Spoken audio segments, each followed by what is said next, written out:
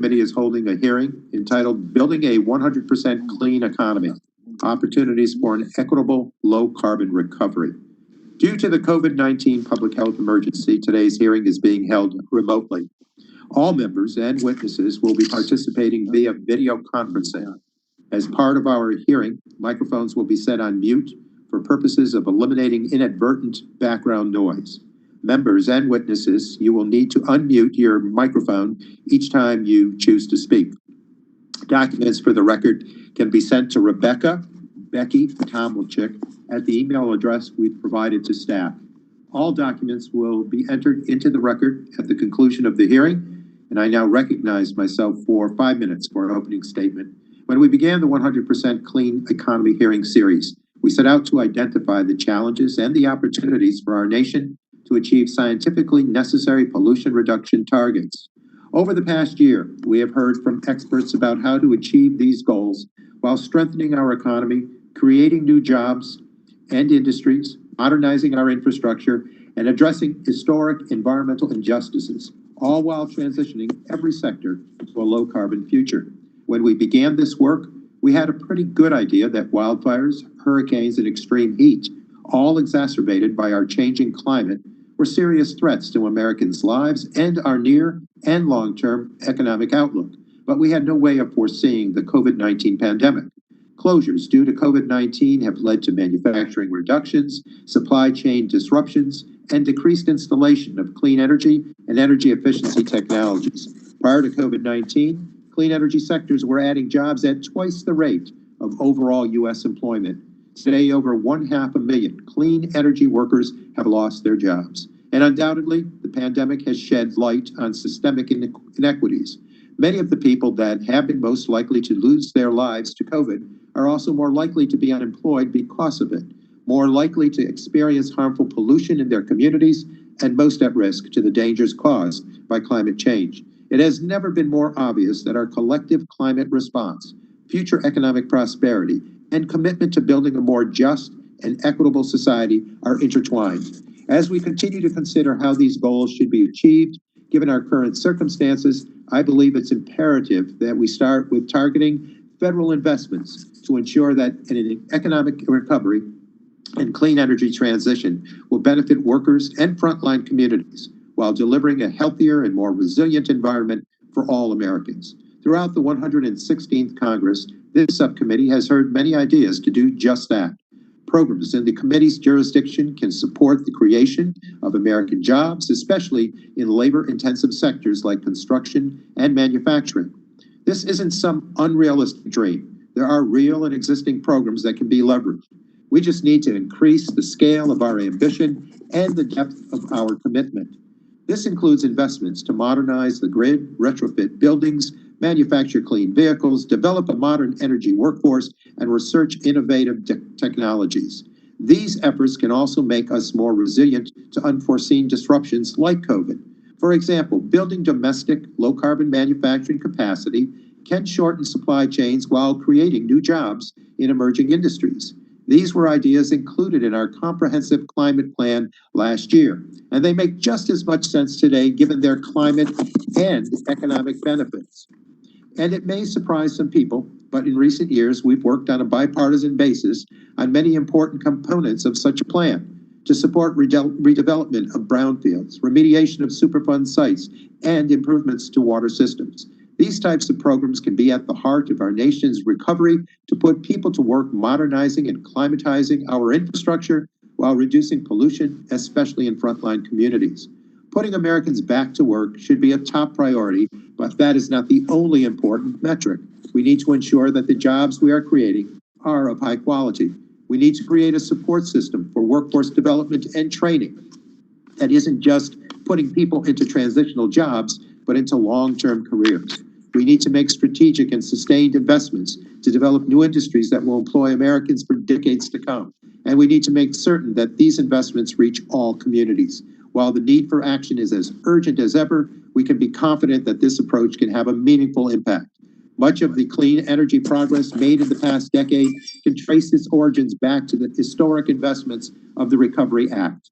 The cost of solar, wind, LEDs, and lithium-ion batteries have declined at an unthinkable rate, supported by those investments and incentives. Those investments created jobs while having long-term benefits. Technology breakthroughs from RPE, deployment of smart meters, and the first carbon capture demonstration projects, to name just a few.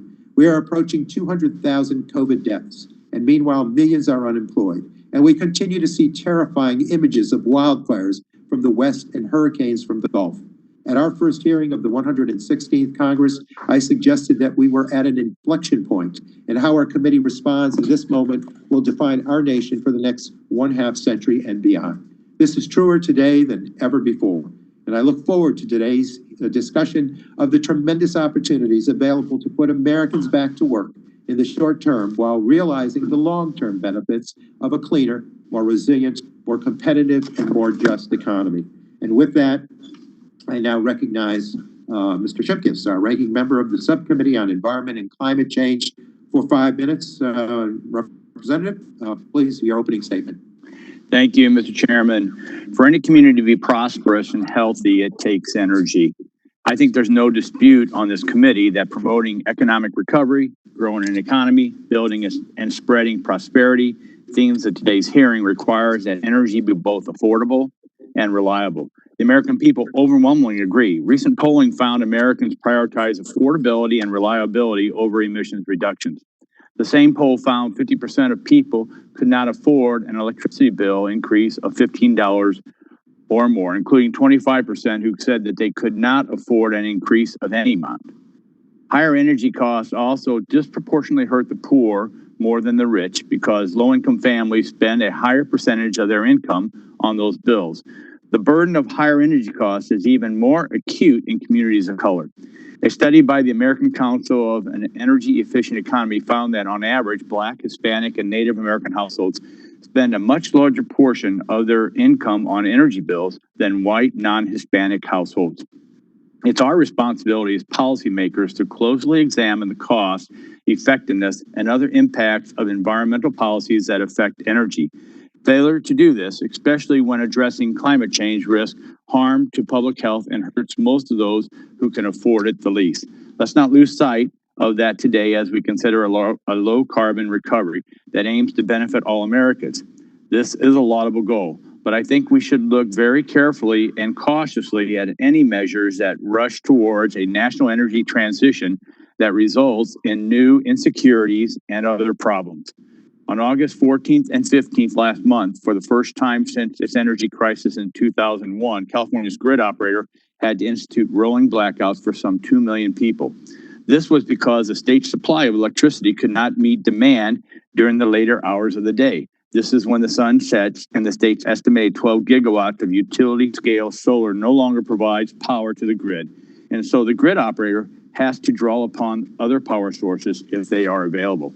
The immediate cause of this crisis was the unexpected drop-off in wind energy and a loss of power plant coupled with limited electricity availability for import as the heat wave hit other western states. But the chronic cause of the crisis in California is increasing reliance on wind and solar, driven up by the state's mandate that 60% of its electricity must come from renewables by 2030, up from about 36% today.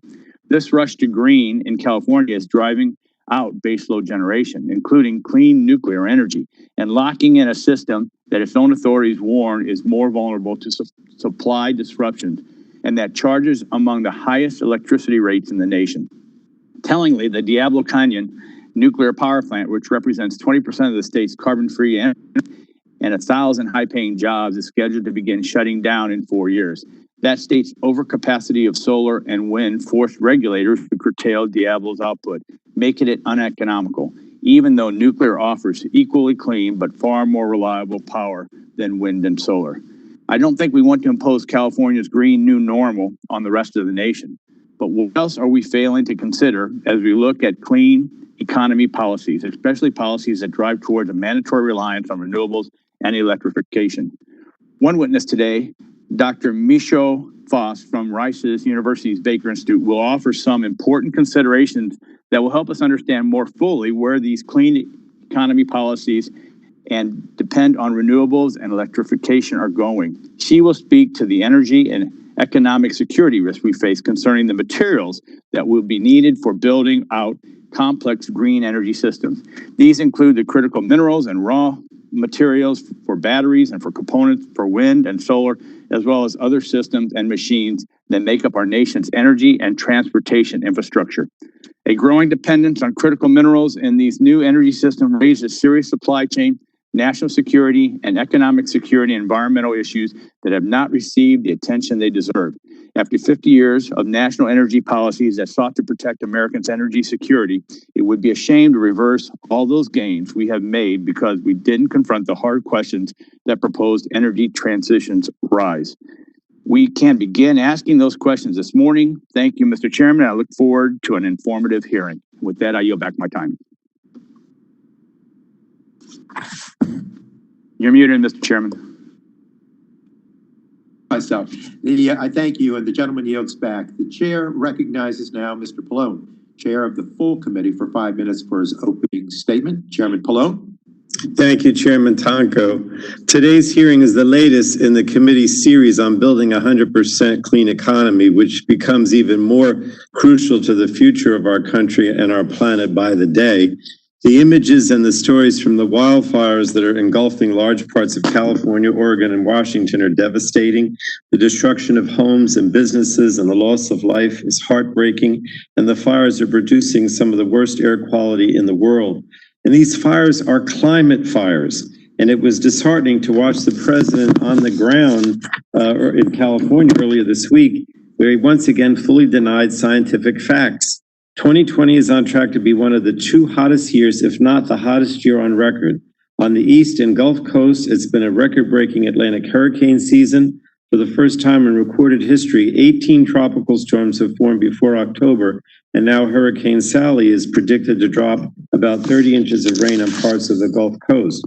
Unfortunately, this is all a preview of what's in store for the future if we don't take bold, decisive action to combat the climate crisis.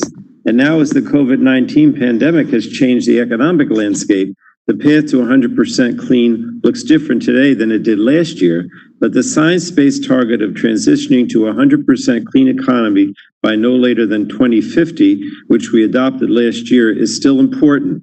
In fact, we really need to move much faster, and achieving that goal remains critical if we're to avoid the most damaging and costly consequences of climate change. Now, in January, our committee released a draft of the Clean Future Act, which outlined tools to put the United States on the path to a 100% clean economy. And today we'll look at how those tools and others can help our economy recover stronger and cleaner than it was before the pandemic. Over the last 7 months, nearly 200,000 Americans have died, nearly 3.4 Americans have permanently lost their jobs, and less than half of the 22 million jobs lost since February have been recovered. Even worse, job growth has slowed with each passing month. And this crisis has not hit all Americans equally. Communities of color have been disproportionately affected by the health and economic impacts of the pandemic. And these are the same communities that have endured disproportionate exposure to air and water pollution for far too long. As we begin to recover from the current crisis, we have an opportunity and an obligation to build a fairer, better future for these communities and for all Americans. So today we'll examine the role of the federal government in enabling such a recovery that not only jumpstarts the economy, but one that centers on equitable, inclusive climate action. A recent report from the Commodity Futures Trading Commission offers a startling view of the economic costs of climate inaction. The report found that climate-related extreme weather events will wreak havoc on our financial systems, undermining long-term economic growth. And that dire warning builds on the federal government's prior estimates that climate change could cut U.S. gross domestic product by 10% by the end of the century. These figures are alarming, but they simply confirm what we already know, that the climate crisis is real, it's devastating, and it's unfolding before our very eyes.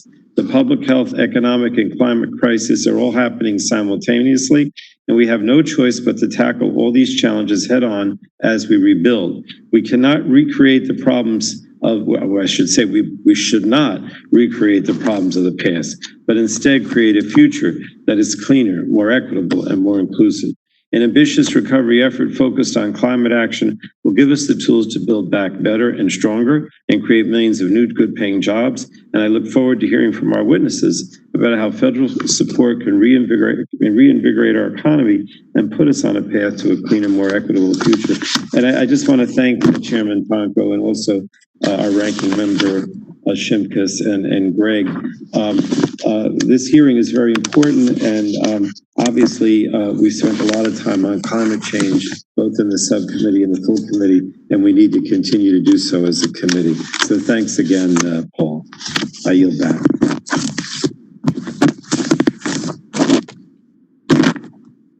Paul, I think I can't hear Paul. I'm mute here. I can teach myself here. The chair will now recognize Representative Walden, ranking member of the full committee, for 5 minutes for his opening statement. Greg, before you take the floor here, let me extend my condolences to you and other members of this subcommittee who have witnessed and absorbed some terrific damage in your districts. I'm sure the entire subcommittee shares its thoughts and its concerns with you. And let's go forward and make certain we can do the best in a response to that damage that has occurred in your area. Well, So, thank you, Mr. Walden.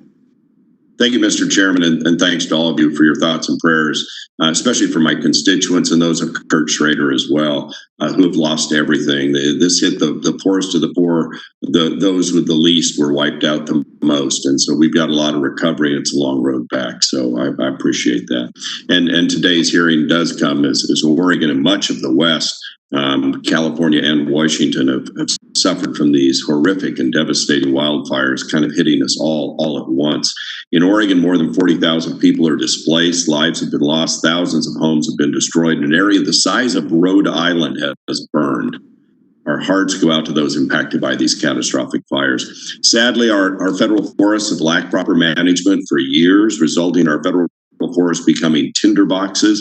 We got nearly 63 million acres of national forest lands the Forest Service has determined need active management and thinning to get them back in balance with nature. So that's something I think should all be able to agree upon, because when these fires come, the emissions are just extraordinary. And by the way, upwards of 70% of the carbon and emissions come after the fires are out from the decaying material left behind.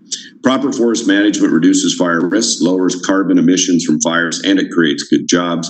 It also allows us to utilize our natural resources in a sustainable way to protect and grow our communities and our forests. Today's hearing is also relevant in the wake of California's most recent rolling blackouts affecting hundreds of thousands of people in the middle of both a heat wave and a pandemic. There's a lot we can do as a nation to improve reliability and resilience of our electric grid, and I think that's good bipartisan work, Mr. Chairman, you referenced in your statements as well.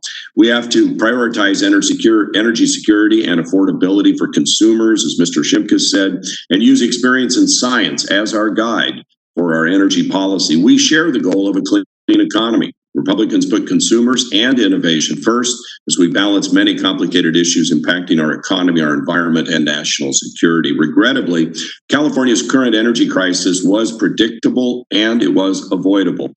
California policymakers ignored the scientists and the engineers who maintain the electric grid and instead mandated their version of Green New Deal. California forced the retirement of the most stable baseload nuclear and natural gas fire-powered generation without a reliable backup option in place. California regulators, I believe, failed in their most basic responsibility, and that's ensuring adequate electric generation is available whenever and wherever needed.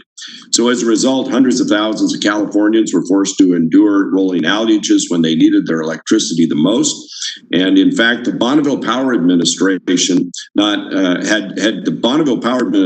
not been able to ramp up hydropower generation on the Columbia and Snake Rivers, it would have been even worse.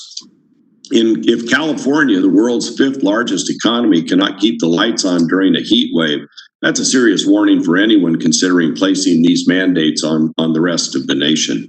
I'd also like to highlight another major challenge we must confront, and that's the growing reliance on foreign-sourced critical minerals, which serve as raw ingredients to manufacture all kinds of electronics, batteries, solar panels, and windmills. These critical minerals are largely controlled by China, and mined beyond our borders now and without our high environmental and worker safety standards. This is a supply chain issue I hope the committee will look at, and those of our colleagues on other committees. The U.S. has an extraordinary abundance of these very same mineral resources, both onshore and offshore. We are the world's #1 producer of oil and gas and a leading producer of coal. These traditional energy resources have powered our nation's economy and strengthened our hand diplomatically. Today, we are more energy secure than ever in the history of the United States. Millions of people have good jobs in the energy industry, and our businesses and consumers have some of the lowest and most stable energy prices anywhere in the world. Despite our abundant energy resources, though, we do rely on other countries for dozens of other vital minerals. We are 100% net import reliant on some minerals used in many electronics, batteries, solar panels, and windmills. If the vision is to power the nation on these technologies alone, we could be in serious trouble if we don't deal with this supply chain issue. As we've learned from this pandemic, our reliance on foreign, especially Chinese supply chains, is a strategic vulnerability. Given our innovative strength and progress we've made to become energy secure, it would be unconscionable to sacrifice these gains for a Green New Deal fantasy that bans hydraulic fracturing and discards decades of progress. So let's learn from the mistakes, fast move quick, and not move too quickly without a full understanding of the facts and science. In transitioning 100% renewables and electric vehicles, a good idea if it means we're going to be 100% dependent on China for the minerals to produce them. Do Americans want to transition 100% renewables if it means rolling blackouts? These are the issues that I know the committee takes seriously. If we need to have a serious solutions-oriented discussion about dealing with climate, we all want affordable, clean, and reliable energy options. The question is, what's the best way to get there? So, Mr. Chairman, thanks for the hearing. We'll look forward to the testimony. I will be going back and forth because I'm dealing with the emergency in my district in real time, but I yield back, and thank you. The gentleman yields back. The chair would like to remind members that pursuant to committee rules, all members' written opening statements shall be made part of the record. I now will introduce the witnesses for today's hearing. First, we have Dr. Devashri Saha, PhD, Senior Associate with the World Resources Institute. Mr. Lonnie R. Stevenson, International President of the International Brotherhood of Electrical Workers, IBEW. Dr. Denise Fairchild, PhD, President and Chief Executive Officer, Emerald Cities Collaborative.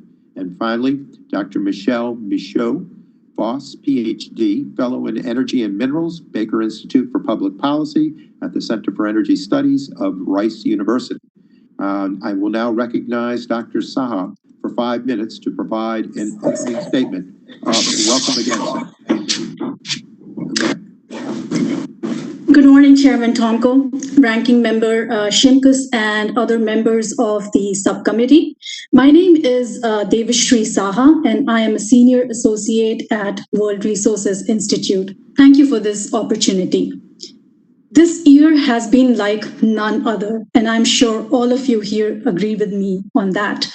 We are witnessing the impacts of COVID-19, an economic recession with millions of Americans unemployed, a rising racial and social justice movement, and the direct effects of climate change with historic wildfires raging in the West Coast.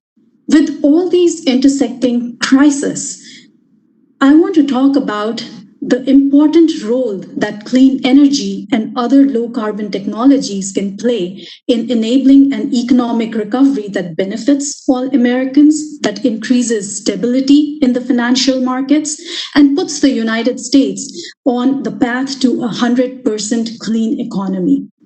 New analysis by WRI reviewed the latest economic and policy literature, and it clearly concluded that better economic growth and better climate go hand in hand. They are not incompatible. My written testimony has more details, but I want to highlight 3 key findings from our report. First, strong climate action and investments in low-carbon infrastructure can be effective in stimulating jobs and economic activity as part of the recovery process, and also ensure our long-term competitiveness and growth. Clean energy is already a major U.S. employer. It supports 3.6 million American workers. And these are jobs which are well distributed all over the country, and prior to COVID-19 had been growing at a much faster pace than overall employment. With today's high unemployment level, investments in these technologies can create more jobs than similar level of investment in carbon-intensive sectors of the US economy. Let me give you one example. 1 million spent on clean energy generates about 7 to 8 full-time equivalent jobs per year. A similar level of investment in fossil fuel technology generates only 2 to 3 jobs. There are other economic benefits. The domestic and global clean tech market is booming. It has been growing significantly in the last decade. The US advanced energy industry generated $238 billion in revenues in 2018. This is only about 15% of the global total, but the sector's 11% growth in 2018 was almost 4 times the growth of the US economy. In short, America can improve its manufacturing competitiveness by building a domestic market for low carbon technologies and tapping into foreign markets.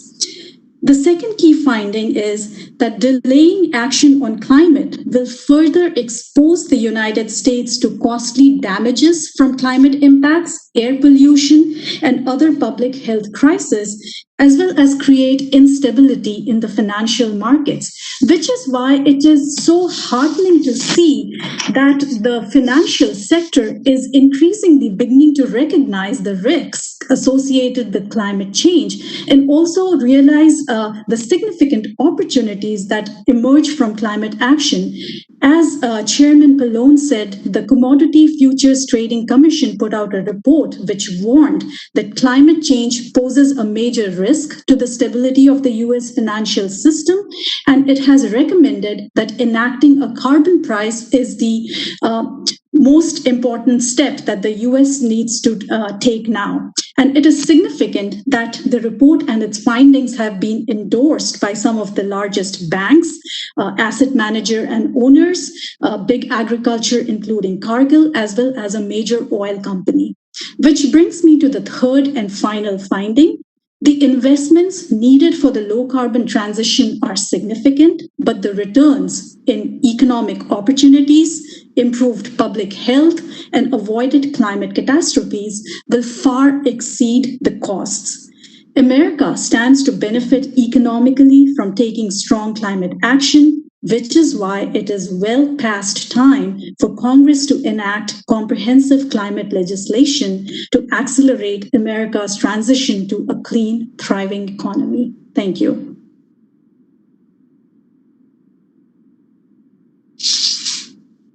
Dr. Saha, Mr. Stevenson, you are now recognized for 5 minutes. Thank you, Chairman Tonko, Ranking Member Shimkus, and members of the House Energy and Commerce Subcommittee on the Environment and Climate Change. Thank you for inviting me to participate in this morning's hearing.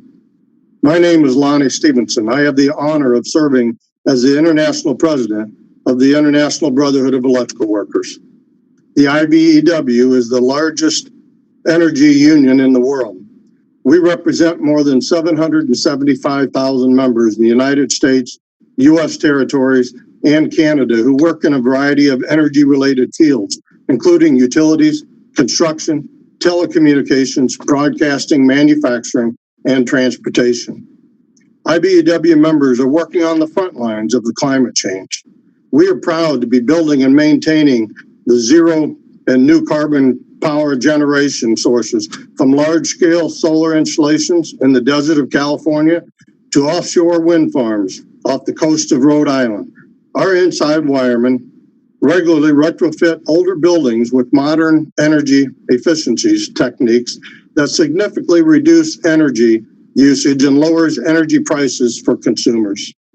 In recent weeks, the IBEW outside linemen from all around the country have been deployed in response to the power outages caused by the severe weather events, such as Hurricane Laura, Tropical Storm Isaias, the Midwest debacle, windstorm, and now the wildfires that are threatening the communities along the West Coast. The COVID-19 pandemic has taken a terrible toll on America's workers and labor unions. The Bureau of Labor Stats reported earlier this month that 13.6 million Americans are currently out of work, more than double since February. This includes tens of thousands of IBEW members who have lost work due to the temporary shutdowns or are victims of the sharp decline in the economic activity. Further troubling are the 2.1 million Americans who have permanently lost their jobs since this spring. At the same time, the climate crisis is real and urgent and poses a threat to our nation's long-term prosperity. The federal government needs to develop a plan to mitigate the impacts of climate change and responsibly reduce emissions to avoid the worst impacts of global warming. For these reasons, the IBEW supports Congress developing a stimulus plan that would create over 1 million family-supported, union-friendly jobs to rebuild our nation's infrastructure, lower greenhouse gas emissions, and mitigate the impacts of climate change. In my written testimony, I addressed 3 areas of importance of the IBEW members in low-carbon economy: labor standards, base load generation, and manufacturing. For our members, all the workers, it is critical that Congress and labor standards to make sure that to future low-carbon stimulus legislation. Labor standards such as prevailing wages, project labor agreements, and requiring employers to respect workers' rights to join a union or some of the best policy tools available to ensure that our green economy will create family support jobs and provide equity for all workers. Supporting base load generation, including coal, gas, and nuclear generation, is key to maintaining the security and reliability of our nation's electric grid. Robust federal investments in carbon capture and advanced nuclear technology will be critical to lower emissions and ensuring the reliability and preserving jobs. The IBEW views the low-carbon economy as America's best opportunity to reinvigorate our manufacturing sector. A large percentage of green jobs in the low-carbon economy will come from manufacturing, whether here or overseas. Congress must take advantage of this opportunity and support the domestic manufacturing and American workers who will build the green products in the future before this sector is dominated by China or other foreign competitors. Finally, I want to recognize and share the exciting partnership that the IBEW has started recently with the AFL-CIO and the Energy Futures Initiative, which was started by former Energy Secretary Ernest Moniz. Our initiative of labor-energy partnership will be developing state, regional, and national analysis that will focus on the intersection of job quality, equity, and climate change. Thank you again for the opportunity to testify today, and I look forward to taking your questions. Well, thank you, Mr. Stevenson, and thank you for your leadership with the IBEW. With that, we'll now move to Dr. Fairchild. Doctor, you are recognized for 5 minutes, please. Thank you, Chairman Tonka and the distinguished members of this committee. I appreciate the opportunity to talk to you today about how to build a 100% clean economy with both low carbon and an equitable focus. My name is Denise Fairchild. I'm the President CEO of Emerald Cities Collaborative, and we are a national nonprofit organization with a triple bottom line mission: to green our cities, build our communities, and strengthen our democracy through equity and inclusion. Since I'm on the clock, and I'm not sure how you guys get this down to 5 minutes, I'd like to start with my bottom line. We have a triple pandemic that we're dealing with. And it's a pandemic of our environment and climate, our economy, and justice. So if we're going to make a difference, we have to have large-scale investments to, one, not just modernize our grid, but decentralize it. Decentralize our energy, food, and water infrastructure to eliminate energy waste, to mitigate and also adapt to extreme weather, and to put the economy back into the hands of our communities, local, urban, and rural communities. We need to scale a climate economy that ensures a just transition, high road, jobs and business opportunities in order for our current workers and our future workers to move from the fossil fuel sector into the new clean economy. We need to break systemic barriers to jobs and business opportunities that are faced by low-income communities, Black, Indigenous, and people of color. We need a flexible energy block grant program that will fund and develop local clean energy infrastructure. We need at least 1% of an investment to ensure that the capacity of low-income workers, frontline workers can compete in this new economy, as well as our businesses. And then we need to develop an investment capital to fund a community-driven and owned energy, food, and water sector. So who are we? Emerald Cities was founded 10 years ago when we had the last economic crisis.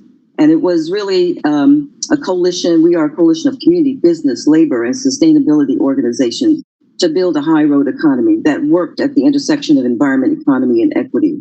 I am a witness to the possibilities of a justice-centered clean economy. We've retrofitted billions of dollars of public buildings to save energy, waste, money, and carbon emissions. We've created greener and healthier homes for low-income communities of color. We've put Black and brown youth into union apprenticeship programs. We've created family wage jobs and minority contracting opportunities in the green building, the green infrastructure, and the food sector. We remain committed to a carbon-free economy, rebuilding our middle class and connecting disadvantaged communities to this new economy. But there is a lot more to be done and to do this time around. We learned a lot in 10 years, and we are in a different place today than we were 10 years ago. In the energy sector, we know that the ARA era climate recovery got us to the starting blocks, but these investments funded only short-term jobs, not careers. They did not get us off fossil fuels. It did not mitigate our energy vulnerabilities to blackouts and brownouts, and it did not democratize our energy sector to benefit everyone. Our food sector is failing us. Not only is it energy intensive, but COVID exposed the deficiencies of our current centralized food system. Our food supply chain fell apart. Farmers were dumping milk, destroying food products that couldn't get to market. At the same time, people, the market, waited hours in lines at food banks. Our water infrastructure is drowning us from floods, hurricanes, rising rivers, seas, and our new normal. And equity, we know that low-income communities of color are last to get clean infrastructure investments and are underrepresented in the clean economy.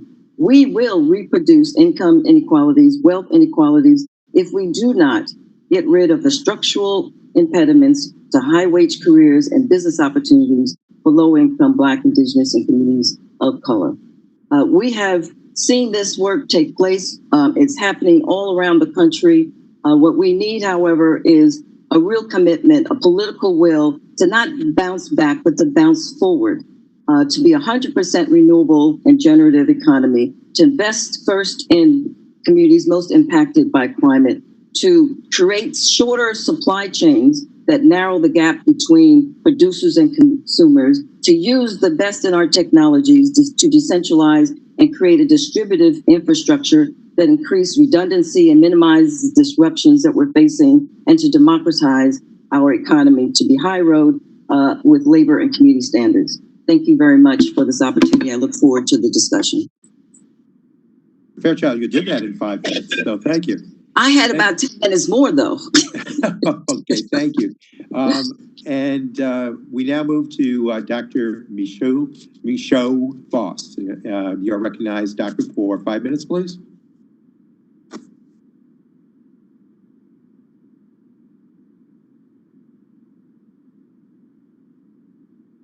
I think she's muted, Chairman. You'll have to unmute yourself, Doctor. Got it. Technology accomplished. Thank you. Thank you. So good morning. I'm happy to help out with this hearing today. I'm Dr. Michaud Voss. I'm a fellow in energy and minerals at Rice University's Baker Institute for Public Policy at the Center for Energy Studies. We can all agree that whatever we do, especially when using scarce public resources, tax dollars, and natural resource endowments, we would like outcomes to be a net improvement. I'm here to speak on the importance of non-fuel minerals for energy. Minerals and materials criticality includes the distribution of natural resources, minerals resources, their geology, relative abundance, proximity to markets, among other things. The quality of minerals matters. Not all quality works for specific applications. A significant hurdle today and going forward is access for development in countries and locations where minerals resources are attractive. A few facts and figures to add to what already has come up. Between 1984 and 2018, total tonnage output of non-fuel minerals increased more than 2.5 times, exceeding what we've grown in energy. We know that demand will increase for alternative energy applications and that material requirements will be higher. This is a logical function of lower energy densities. In 2018, the U.S. constituted 12% of global non-fuel minerals production.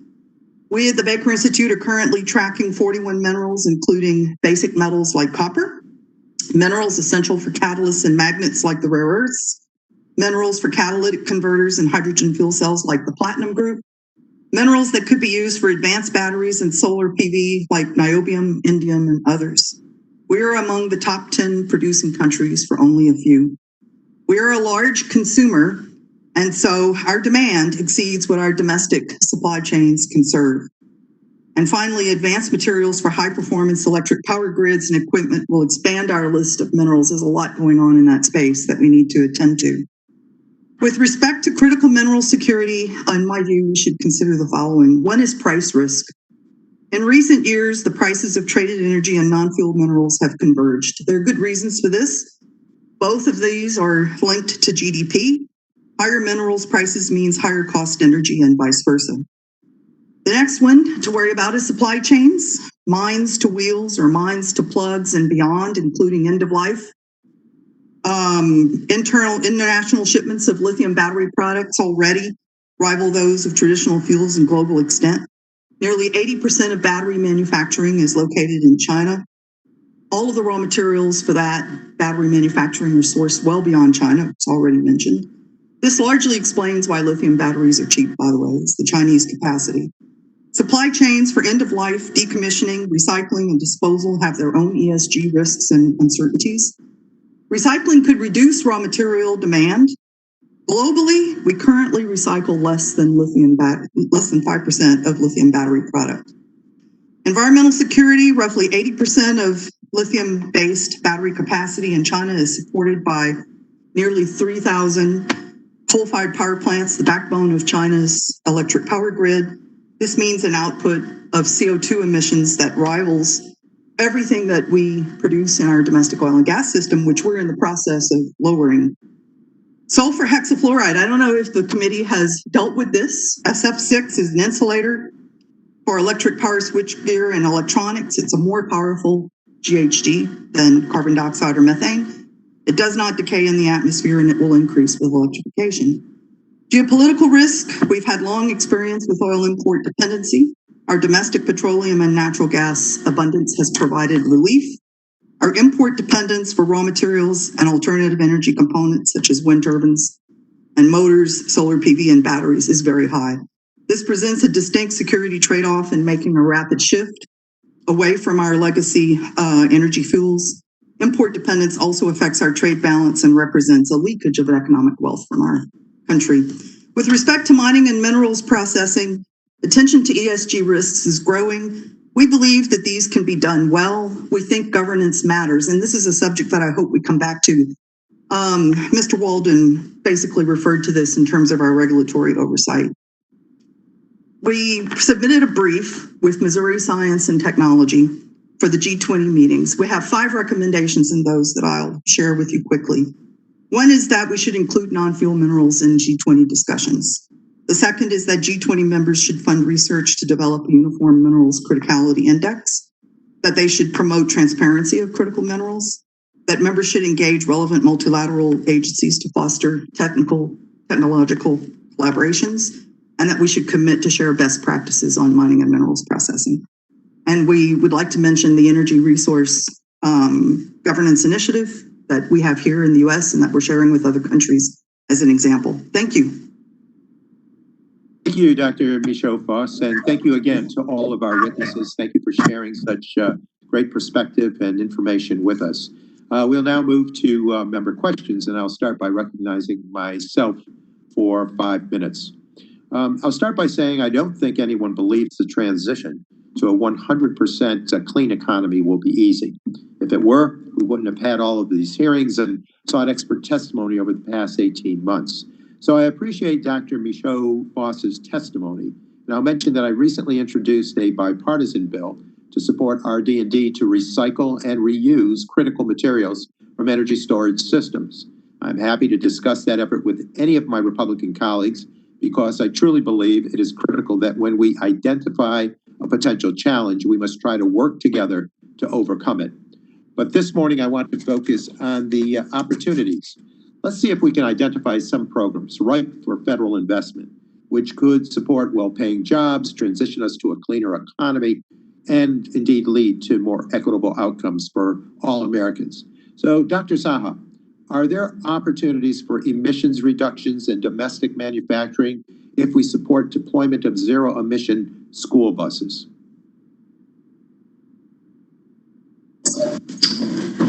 Thank you.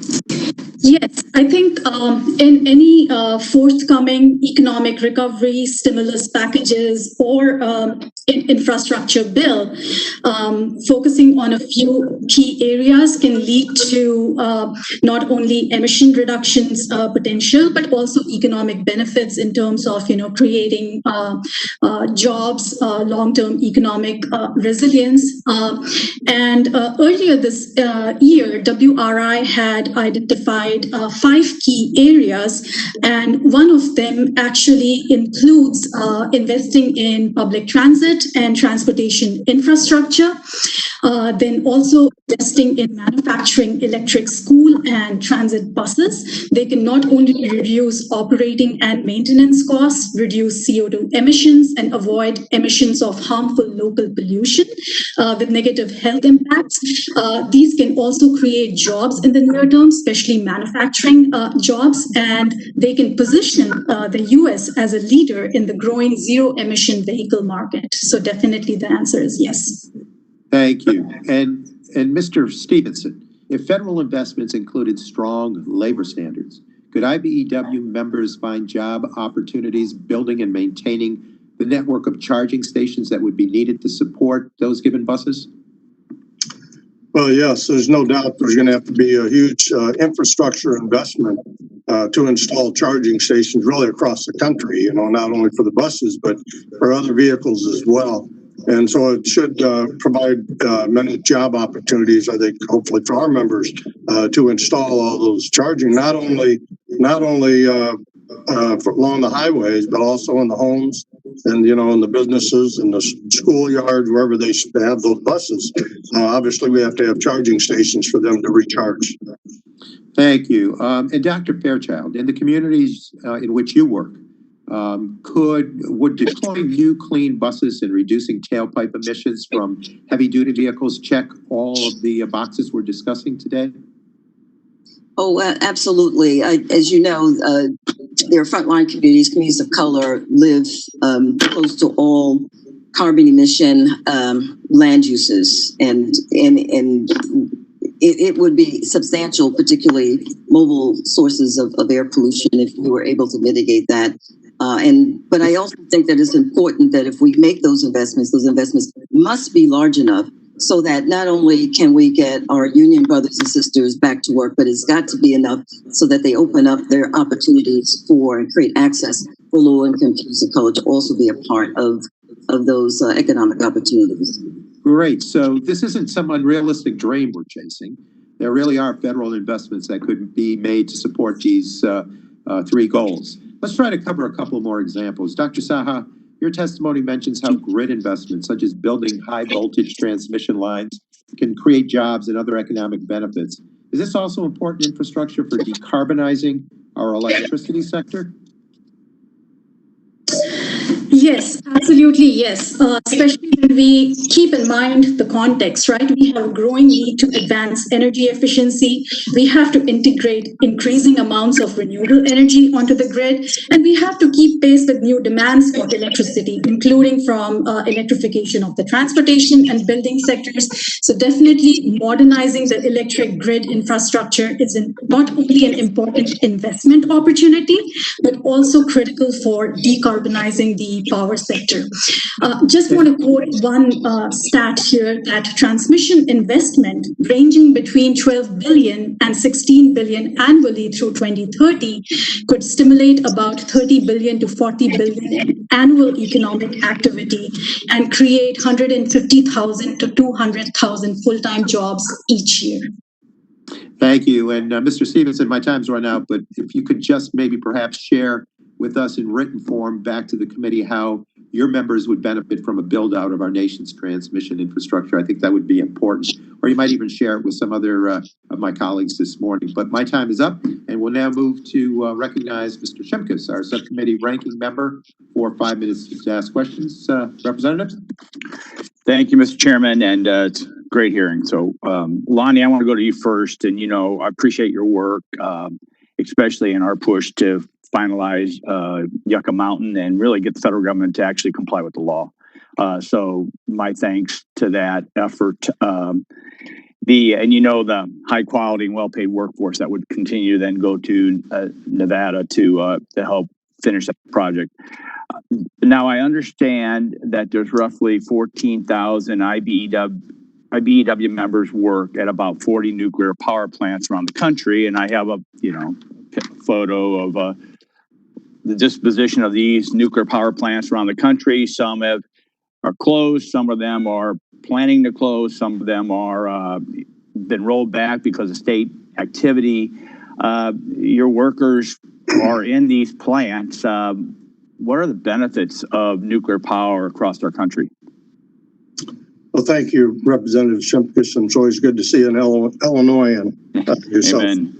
And we got Dresden, in your testimony, you mentioned Dresden, yes. and on the closure list now too. So, yes, both Dresden and Byron, two very productive power plants there in Illinois. It's crucial that we keep them open.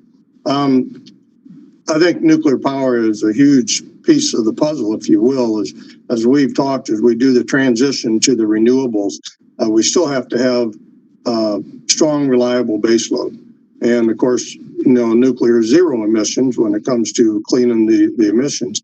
And so with the current nuclear facilities are there and the new technology, the new next generation of nuclear would be a great opportunity to make sure that we have reliable, clean baseload to keep power running when the wind's not blowing, the sun's not shining. And so we think there's a huge opportunity for the nuclear industry and should be into the future.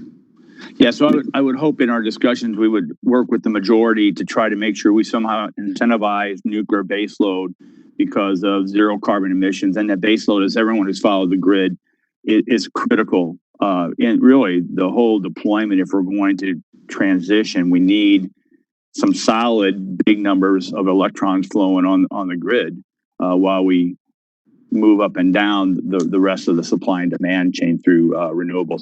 Let me go to Dr. Michelle Foss. And before I ask my questions, I want to make sure people look at page 5 and 6 of her testimony, because she has like the dominant producer of battery chemistries. And I'm not going to go through it all, but 28 of the 39 minerals that are needed in battery technology, the dominant producer is China. So I could read this list, and 28 of the 39 this is coming from China. So this is the energy security portion of this discussion that we have to have. So I wanted to make sure people take a look at that. And in my short time, remember, I want to ask Dr. Michelle Foss, when we talk about carbon-free emissions in these systems, are we really talking about quote unquote clean energy? I'm always having trouble with words and how we use it. Zero carbon, clean. There's a lot hidden in the way we parse out these things. In other words, when you consider the whole supply chain from the mine to the plug, how do these technologies stack up in terms of clean energy? I don't know the definition of clean either, so I'll be humble and admit to that.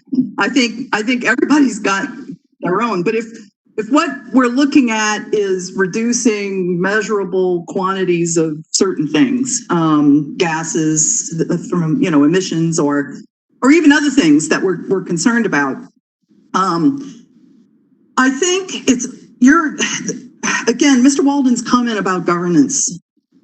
It's easier to do this when you've got good policies, good oversight, protections for workers, and protections for the environment.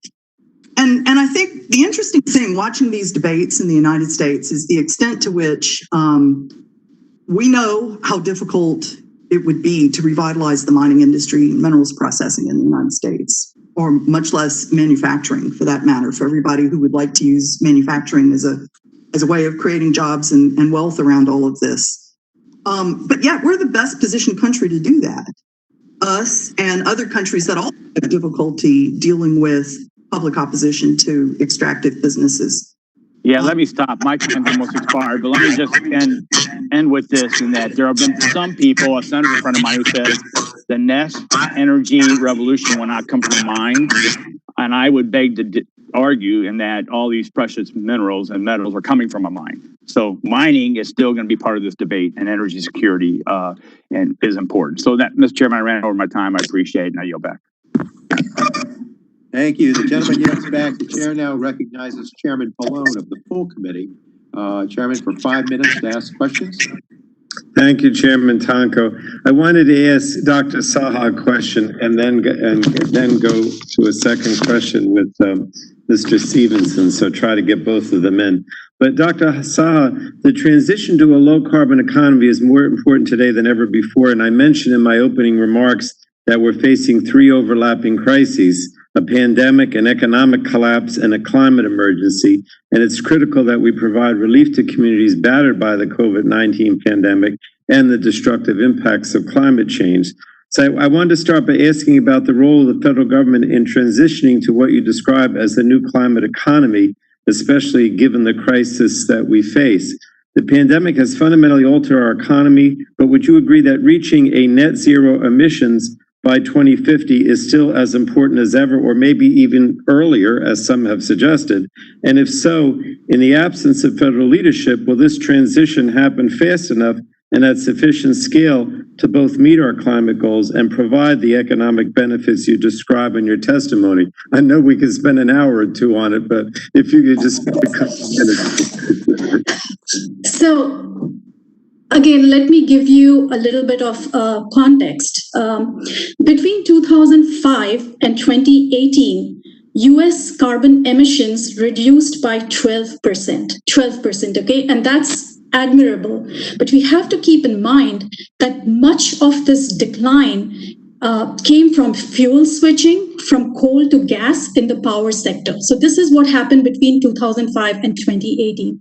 And now think about where we need to go. By 2050, we have to reduce net emissions to zero if we want to be on track for 1.5 degree centigrade of warming. So this means that from 2018 to 2030, US emissions will have to decrease more than twice as fast as they did during 2005 and 2018. So that means we cannot simply leave things to market forces or on the shoulders of subnational governments and businesses. A comprehensive effort to address climate change will require leadership from the federal government, period. All right, thanks so much. Mr. Stevenson, the energy sector, like so many others, has been hit hard by the economic crisis, and I'd like to hear your perspective on the role of federal government in revitalizing these sectors. So do you believe that we can quickly recover the clean energy and energy efficiency jobs that have been lost, jobs that are vital to transitioning to a low carbon economy? We've talked about that in previous hearings, these jobs that we lost in clean energy and energy efficiency. So can we do that quickly, get them back, or are we going to need some significant federal support and investment to accomplish that? Well, I think there's going to have to be some federal support to accomplish that. As you know, some of these jobs, our members that work in coal generation, for example, those are very good paying jobs with good salaries and benefits. And as those jobs, we start the transition, continue the transition into the renewables, those type of jobs are hard to replace because, you might have 200 people working at a coal generation plant. And then if you replace that with solar and wind, while there's a lot of job opportunities in the construction of all those, there's very few jobs really to maintain those. And so, but we really need, the just transition is a word you use, you hear all the time. How do we have a just transition from workers that are currently in those jobs, or they've got, jobs in the future that's going to pay them, similar or, wages and benefits. But we've lost a lot of jobs in people that are actually working on renewables, windmills, solar, and all that. Don't you think we're going to need some kind of federal help to bring those back as well? Because absolutely. For example, there's not a solar panel that's manufactured in the United States. Why can't we bring back the manufacturing and manufacture those solar panels? Wind generation, same thing. They're not manufactured here in the States. Why can't we bring that back and give that a boost to our economy by encouraging and bringing the opportunity to build those, the renewables and do it here in the States and provide good quality jobs in those markets to provide those services. All right. Thank you so much. Thank you, Chairman Tonko. Gentleman yields back and Chair now recognizes Representative Walden, full committee ranking member, for 5 minutes to ask questions. Representative Walden. Hey, thank you very much, Mr. Chairman, and thanks again to our witnesses today. I have a quick yes or no question for all the witnesses.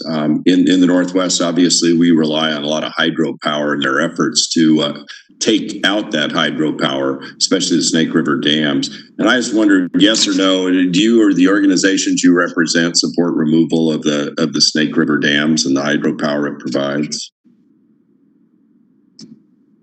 I don't know who wants to. I'll give you a quick no. We need to have hydro again as a clean energy source, and it needs to be part of the equation. Fairchild. Our coalition has taken a position on that. For me to say, Apple City. There's a lot of background noise. I'm sorry. Has not taken a position. So we're a collaborative taking a position on that. Okay. All right. Saw. Given that climate change is an existential threat, I think we need to allow the use of all possible tools, including hydropower, to reach net zero emissions as soon as possible. Yeah. So Foss, Dr. Foss. I would say that you would only take them out to have a viable alternative. Yeah. Thank you. Did I get to everybody? Did I leave anybody off? Yeah, I just would say for my friends in the South, BPA provided as much generation in California as they could within their transmission capabilities. Between the 14th and 19th of August, they sold 65,000 megawatt hours of hydropower and increased their peak hydropower levels by 50%. And its load by 25% the days leading up to those power grid issues. So what I endure out in my part of the world, where is a threat to the hydro system and a constant effort to try and reduce it. And remove these dams. And obviously we have fish mitigation issues and all enormous billion-dollar investments in trying to deal with some of that. But on the other hand, we do have clean zero emission hydropower that is constantly under threat of renewable. And then we watch as the nuclear facilities are getting shut down around the country. And I would tell you, I'm a big advocate, and I know that both chairmen are, for enhancing the electric grid. But it is darn near impossible to cite expansion of electric grid, especially in the West. 55% of my district is federal land. They've been trying to build the Boardman to Hemingway line for quite a while from Idaho into my district. Very controversial. And they're doing everything they can to avoid having it touch federal ground because it's so difficult to get it permitted and approved. And so, of course, that raises, with private landowners who see their land then under threat. So expanding the grid to be able to manage the renewable energy and the grid itself is really problematic. Needs to happen, don't get me wrong. And my district's home to thousands of megawatts of wind power. And I don't know the current number on solar, but we have huge expansions going on in solar. We actually have great opportunity to expand geothermal too.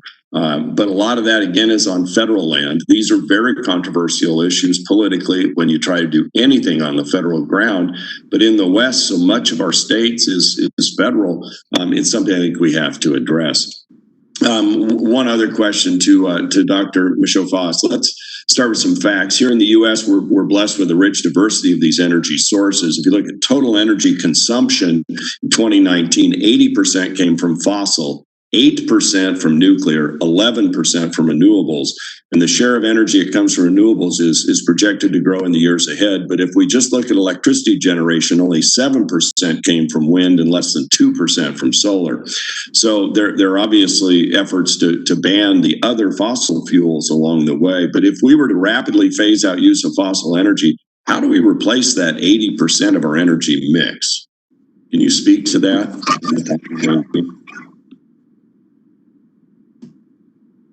Easily, it will take time, and I think that's the crux of the political conversation is the amount of time that it will take, especially if you want to repatriate manufacturing, repatriate jobs, build supply chains, and do it at home as opposed to spending our dollars to acquire imported equipment and materials. Those are the issues, right? Worldwide, in fact, renewable energy is still only about 2 or 3%. So rapid growth rates, everybody notices that, but still a very small proportion. It's hard to do, takes a lot of infrastructure.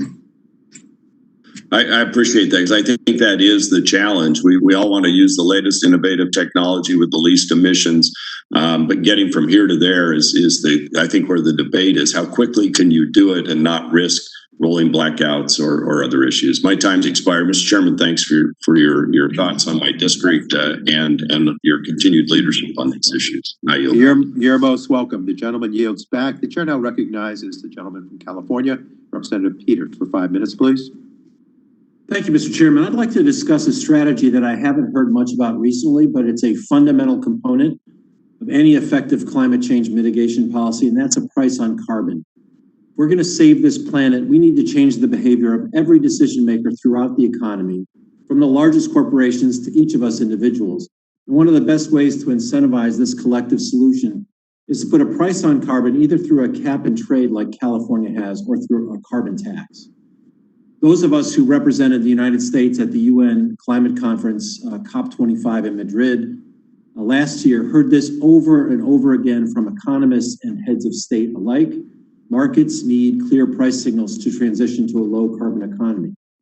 Why? Because a price on carbon would incentivize producers and consumers of carbon intensive goods without any further government action to make better choices and to use less fossil fuel and to substitute lower carbon alternatives. We talked at length in Congress about an ambitious multi-trillion-dollar infrastructure initiative to fix our bridges and roads, expand broadband, upgrade the electrical grid, and more. Historically, we funded those programs by raising the federal gasoline tax. Now, we could raise that tax again, but at this point, an upstream carbon tax makes much more sense. We're still providing funding through an energy levy, but we also continue incentivizing conservation and innovation in a technology-neutral way that will reduce the generation of greenhouse gases. The double benefit of using a carbon tax for infrastructure is that it will fund federal infrastructure investments, and without any further government action will also induce carbon-saving infrastructure investments in the private sector, building resilient communities, providing financial support for energy efficiency retrofits, building electrical charging infrastructure, among many other priorities. According to Senior Fellow Dallas Bertaw of Resources for the Future, quote, industry has many opportunities to reduce emissions, but firms can rarely act alone. Policies like carbon pricing and performance standards are essential to coordinate this effort. Deep mid-century decarbonization goals require private sector and government partnership. Now, some worry that a carbon tax is regressive, and you could say the same thing about the gasoline tax, which we've used for years. but most proposals in Congress for a carbon tax contemplate the refund of a large portion of the revenues to disadvantaged communities that don't have ready alternatives and can't afford increased energy prices. For instance, the Energy Innovation and Dividend Act, which I co-sponsor, proposes a tax that protects low-income communities. But even in this divisive Congress, there are 5 bipartisan bills that put a price on carbon, and any one of them would be a game changer. With respect to disadvantaged communities, let's not discount the cost of not acting. People in low-income communities today are disproportionately exposed to air pollution linked to asthma, cancer, and other health issues. A price on carbon that slows the rate of climate change does the most good for the communities that are most harmed by climate change today. Now, a carbon tax is a necessary but not a sufficient solution. There are many issues that will require direct regulation. And for instance, it's hard to imagine any scenario where economic incentives alone would prevent fugitive methane emissions or industrial agricultural emissions. So many of these ideas are laid out in the excellent work of the Select Committee on Climate Change. So with that, I'd like to address my question to Dr. Saha from WRI. And I wanted to say that I start out by saying people haven't been talking about this, but here's a quote from your testimony today, which is, carbon price is needed to embed climate change costs into economic decision-making while providing clear incentives for the development and deployment of low carbon technologies and shifts in operations to reduce carbon emissions. An economy-wide carbon price should be one of the central elements of a national climate policy, and paired with complementary policies can be designed to achieve net zero emissions by mid-century. And that's on page 13. I certainly commend everyone to read that. But Dr. Saha, can you talk about why it's important, in addition to these federal investments we're talking about, to engage and incentivize the private sector in doing the right thing on climate? Yeah, absolutely. WRI's position is that an economy-wide carbon price, whether it takes the form of cap and trade or carbon tax, has to be one of the most important tools in our toolbox. And it can be designed in such a way that it can get the US economy to achieve net zero emissions by mid-century. And at the same time, it can also build a prosperous economy that offers good jobs, minimizes impacts on families, and helps address environmental justice issues. And WRI also takes the position that while carbon pricing is necessary, it is not going to be sufficient approach to achieve long-term climate goals. My time is expired. I agree with that. I just want to put that on the table because we can't just focus on federal investments, which are important, and federal regulation on which we can agree. We have to incentivize the private sector to be part of this game or it won't work. And I yield. Absolutely. Thank you, Representative Peters. The gentleman yields back. The chair now recognizes the gentle lady from Washington State. Representative Rogers, you're recognized for 5 minutes, please. Thank you, Mr. Chairman. I appreciate the majority's focus today on equitable opportunities as a part of today's hearing title. What we've seen in the past from Democrat Congresses as well as the administration has been more of a I think an insistence on massive government subsidies and top-down mandates that unfortunately pick winners and losers. When we think about policies to advance clean energy solutions to lower emissions, it should be technology neutral and allow private sector innovation to occur, free from the government mandates and without having to compete on unequal grounds. I look forward to working with my colleagues on this committee, Republicans and Democrats, to really identify the solutions that are going to lower emissions, but do it free from the government mandates and really make it more equitable.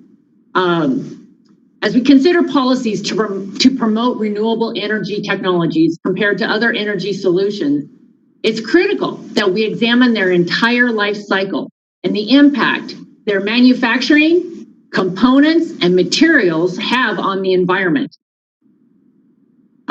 Dr. Michaud-Foss mentions in her testimony that nearly 80% of lithium battery manufacturing capability for electric vehicles is in China, whose grid is overwhelmingly powered by coal-fired plants. A similar percentage of global supply for solar panels also originates in China. Dr. Michaud-Foss, how should we consider the impact of the manufacturing process on these renewable technologies, the impact that they're having on the environment when we are evaluating their efficacy for reducing emissions globally, especially coming from high emission countries like China? And how do we mitigate these issues? I would have to say that one of my biggest concerns is that if you try to accelerate by any means, either market incentives or direct policy intervention, subsidies, whatever, the process of speeding up the integration of certain technologies that we don't produce ourselves, components of which we don't produce ourselves, all we're doing effectively is shifting our emissions abroad. Now, we've been doing this for a really long time. All of the more developed countries have been doing this for a very long time. And so the net improvements that everybody hopes to gain in terms of whatever it is that we're after, reducing greenhouse gas emissions or achieving more equitable access to energy, universal access to energy, whatever the targets are, all become diminished if that's what we end up doing. This is a really difficult conversation with China. I think everybody's got to be honest about that. We're all hopeful. Those of us who've studied the country for years, been there, that they'll continue to make improvements in their own energy system. I mean, they're doing certain things, but they also have a very strong stand of self-determination and a very little willingness, it seems, to engage in ways that I think others would like them to. So I think that has to be part of the conversation. It's part of the reality check on all of this. I would point to an example over the past few days. Angela Merkel in Germany got her reality check on this because the Germans would like to be very assertive and stronger in terms of what they're doing, and they would like to be able to meet their policy goals and policy targets. But it's meaningless if what they're doing is effectively having to rely on China for a lot of their inputs. And the Chinese are not willing to make the same kinds of commitments. I mean, that's where we are, I think, in the discussions. Yes, I appreciate that. We're also seeing issues arise at the end of these technology life cycles.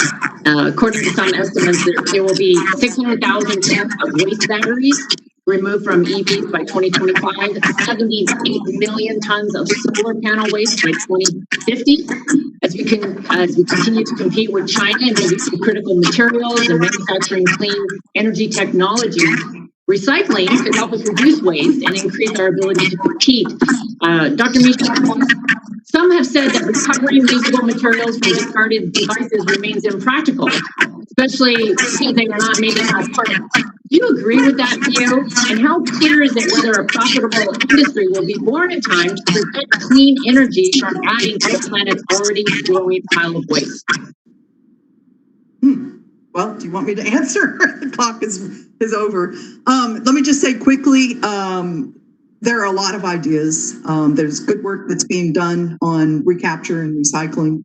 I gave you all the figure that we know, or that we think we know, which is 5% of recovery of lithium batteries. I mean, it's really hard to track this stuff. Very, very difficult. Lack of data, lack of information, lack of transparency. There are huge issues in tracking waste in general, but e-waste in particular. And then, frankly, when it comes to things like, and I'm sure the other panelists, Dr. Saha, for instance, would be aware of this. When it comes to recapturing and recycling or properly disposing of waste associated with renewable energy components, there's really an unwillingness to talk about that and engage on it, probably for a whole variety of reasons. But it's something that we have to own up to and we have to figure out. It's going to be part of the problem solving in order to be able to move forward the right way. So it can be done. People have to be realistic about the timing and the cost and whether it's profitable or not. Okay. Thank you. Thank you. I'll yield back. Yes. Okay, the gentlelady yields back. Thank you so much. And now the chair recognizes for 5 minutes the gentlelady from California, Representative Barragan. You're up for 5 minutes, please. Great. Thank you, Chair Tonko, for holding this important hearing. Our country cannot afford inaction on the climate crisis, which is no longer a far-off threat in the future, but is affecting us today. We can see with the unprecedented wildfires in my state of California and throughout the West Coast, which are endangering the health and safety of millions of people. We also have unprecedented opportunity to act by making a transformational green stimulus investment that delivers an economic recovery, puts people back to work, and serves as a down payment on building a more sustainable future that we can pass on to the next generation. Dr. Fairchild, I'd like to start with you and talk a little bit about equity in clean energy jobs.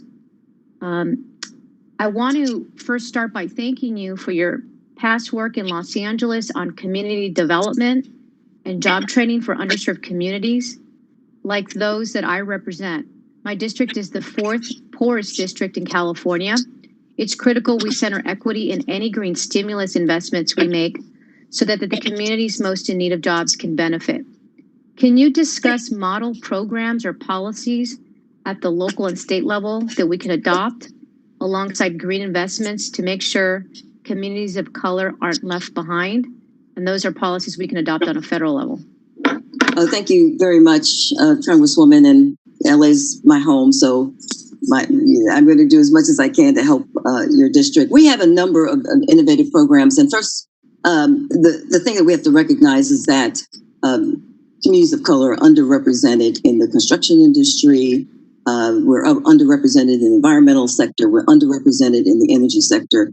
We're underrepresented in the water sector. And so that's a problem we have to address, but we have to address it at a number of different levels. The first is to create awareness among the next generation about the opportunities in the clean energy future. They understand the clean energy future and a clean economy is about their generation and their future opportunities, but they don't know the career pathways that are available to them. So ACES, the ACES program that we have in 7 high schools in South and Southeast Los Angeles, is actually training young people about and giving them industry certified skill certificates in fuel cells, in technology, solid works, and figuring out how to actually excite them about this career that's also a mission for them. So we really have to start from the middle school and to the high school level. We also need to work, and we have been working closely with many of our union partners with the youth build programs, particularly in Los Angeles. We got about 100 Black and brown youth in the ironwork apprenticeship program and building a solar farm in Lancaster.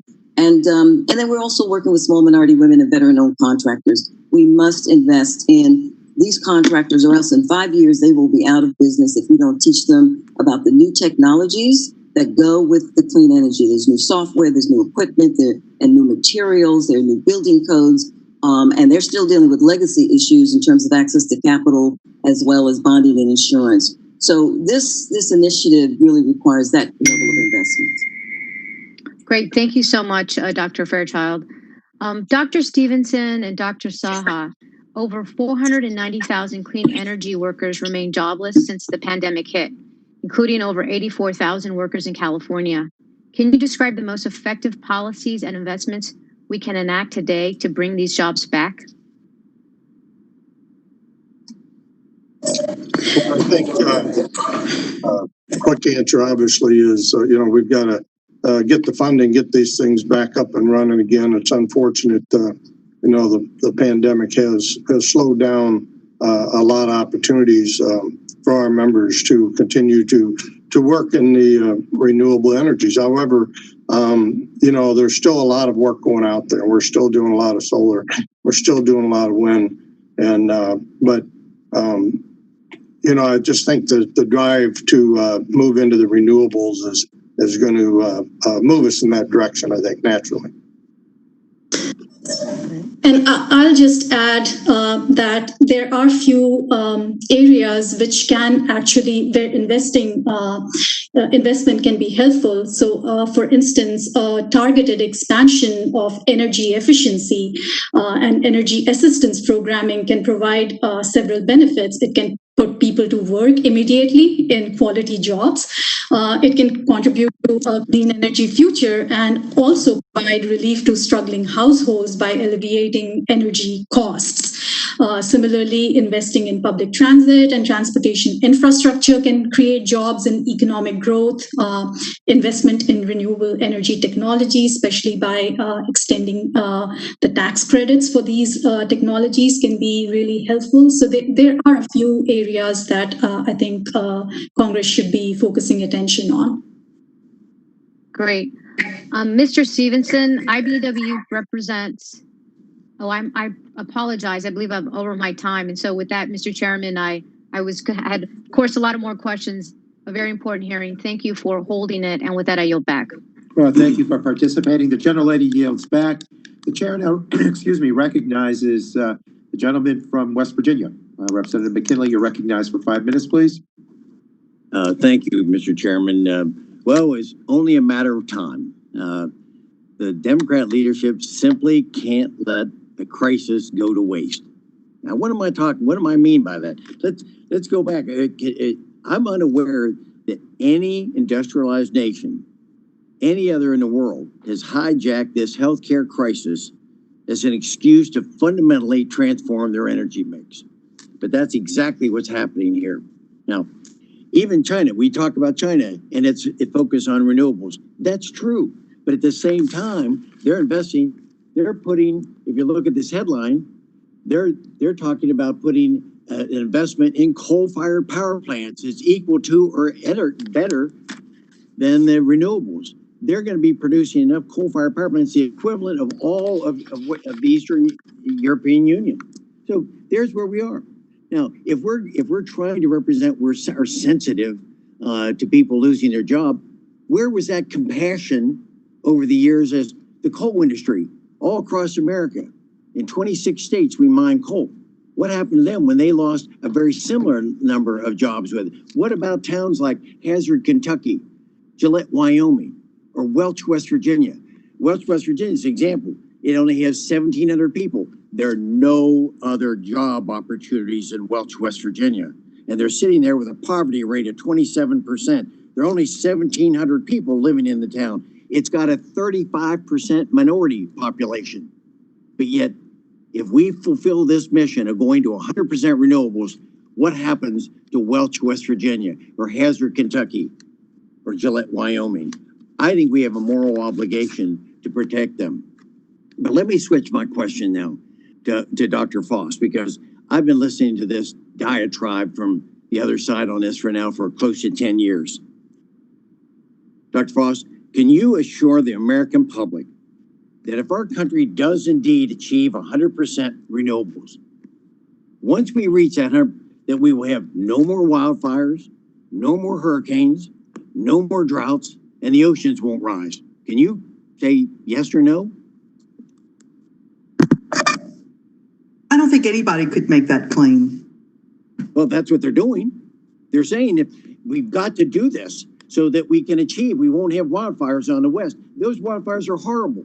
But don't try to tell me as an engineer that this is the first time we've had wildfires. Go back through the record and look at some of the past. They're horrible right now. I understand that.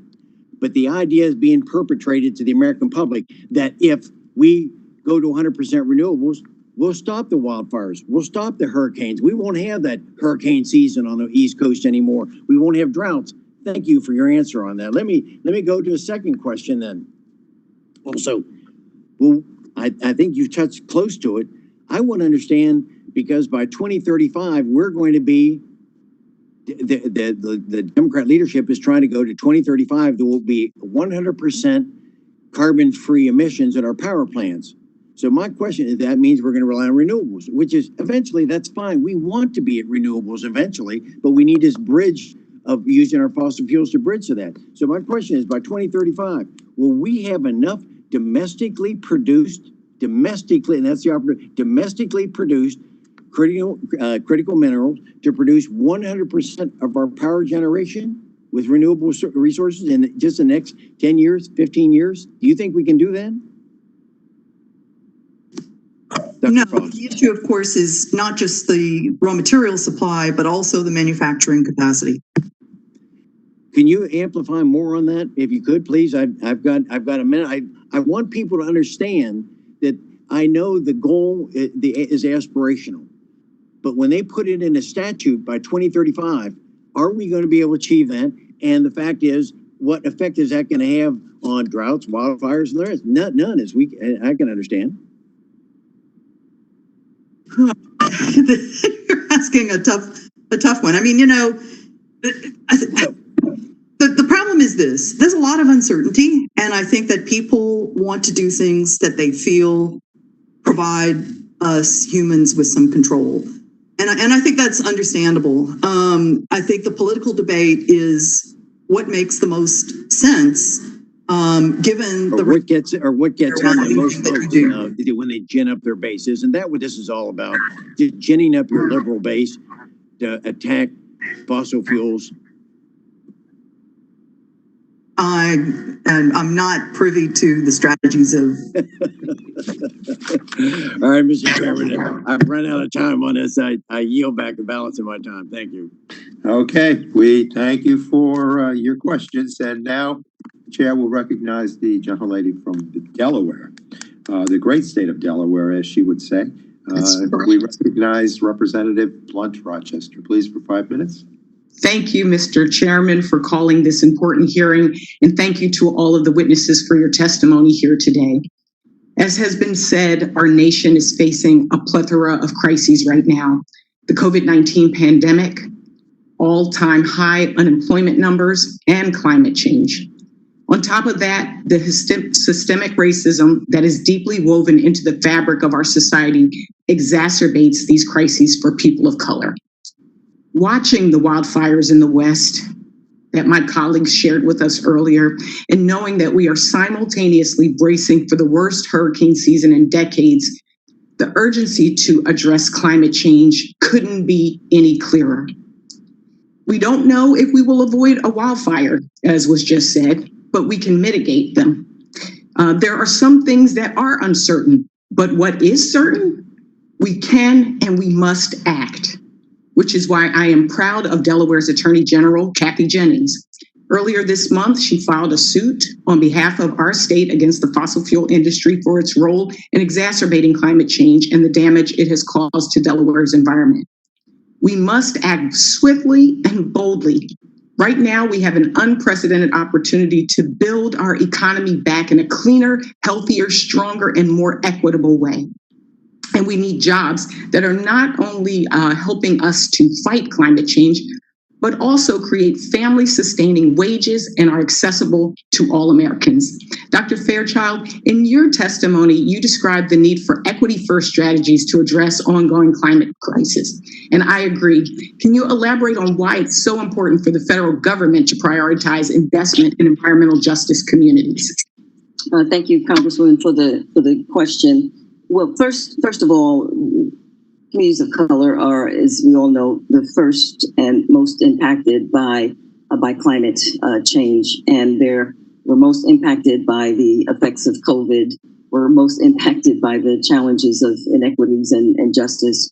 So, if we're going to an equity-first strategy, is basically say if we support the most vulnerable, the least of us first, then everybody benefits, because that investment is going to have a multiplier effect. And I think there's a number of particular things that I've been hearing today that's missing the boat. That number one, we have to have energy security defined in a different way. When we have a blackout or a brownout, what happens to folks that are in home health care situations, in critical facilities, people that are in public housing? When we had a huge hurricane in New York City, folks lost, the last folks to get back on the energy grid were the public housing residents. And I'm talking about folks that are on the 10th, 15th, and 20th floors. They couldn't even get up and down. So we have to figure out how we invest first in critical facilities, how we invest in energy strategies for affordable multifamily housing, which is the most difficult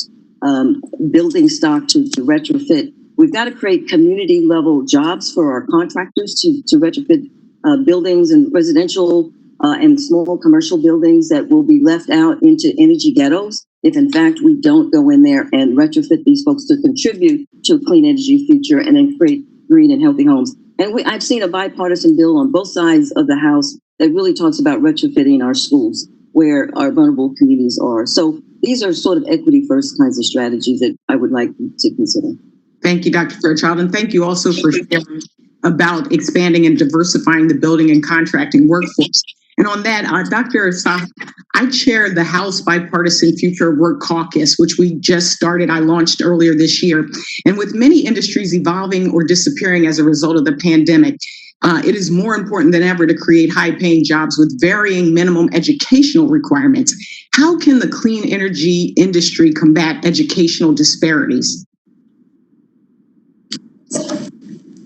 Yeah, so right now, I think as we are sort of, moving towards a low carbon transition, we have to make sure that the jobs that are going to be created in the new climate economy are well-paying jobs. They provide access to people from all communities, and they come, with benefits, and they are accessible to pretty much everyone. So in terms of that, I think it is really incumbent on the clean energy, the private sector working in partnership with policymakers as well as, universities and educational institutions to understand, what are the skills that are going to be needed in this new industry, what are the gaps that need to be addressed, and work towards making sure that these challenges are being addressed. Otherwise, I think we will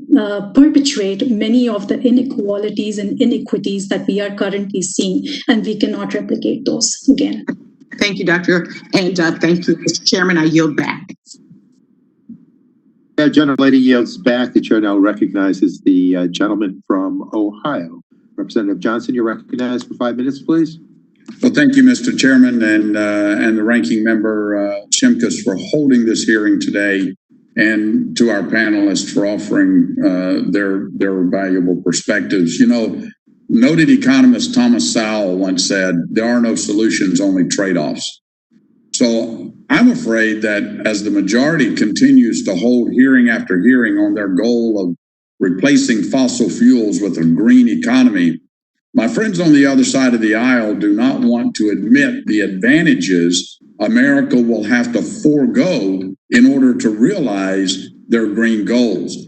As members of this subcommittee, it's our duty to dive deeper on these sweeping policy proposals that would fundamentally restructure America's energy economy. I would argue that it would fundamentally weaken America's energy economy. Americans deserve to know the full scope of economic, environmental, and geopolitical costs of some of these much discussed proposals, like massively scaling up wind and solar or tremendously increasing the use of batteries. If this subcommittee won't look into it, who will?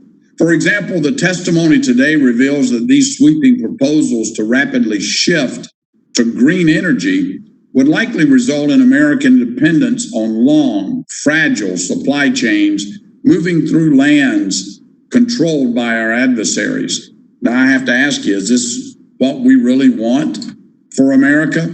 We should welcome innovation in helping America produce cleaner and more abundant energy, as we always have, but a policy change as fundamental as restructuring our energy economy and potentially ceding our energy independence must be discussed with clear eyes and a true appreciation for the costs and risks in doing so. So, Dr. Michelle Foss, we have witnessed a shale revolution in the United States, which I've seen firsthand in eastern and southeastern Ohio. And it's made America the global energy leader, strengthening our geopolitical hand as well as spurring our economy. Domestic demand will continue to rise for critical minerals and crucial rare metals for use in electrical components, but unfortunately, America is dangerously dependent on these materials being mined and processed abroad. What do we need to do, Dr. Michelle Foss, What do we need to do to get America on a firm footing with these materials like we have seen with natural gas production?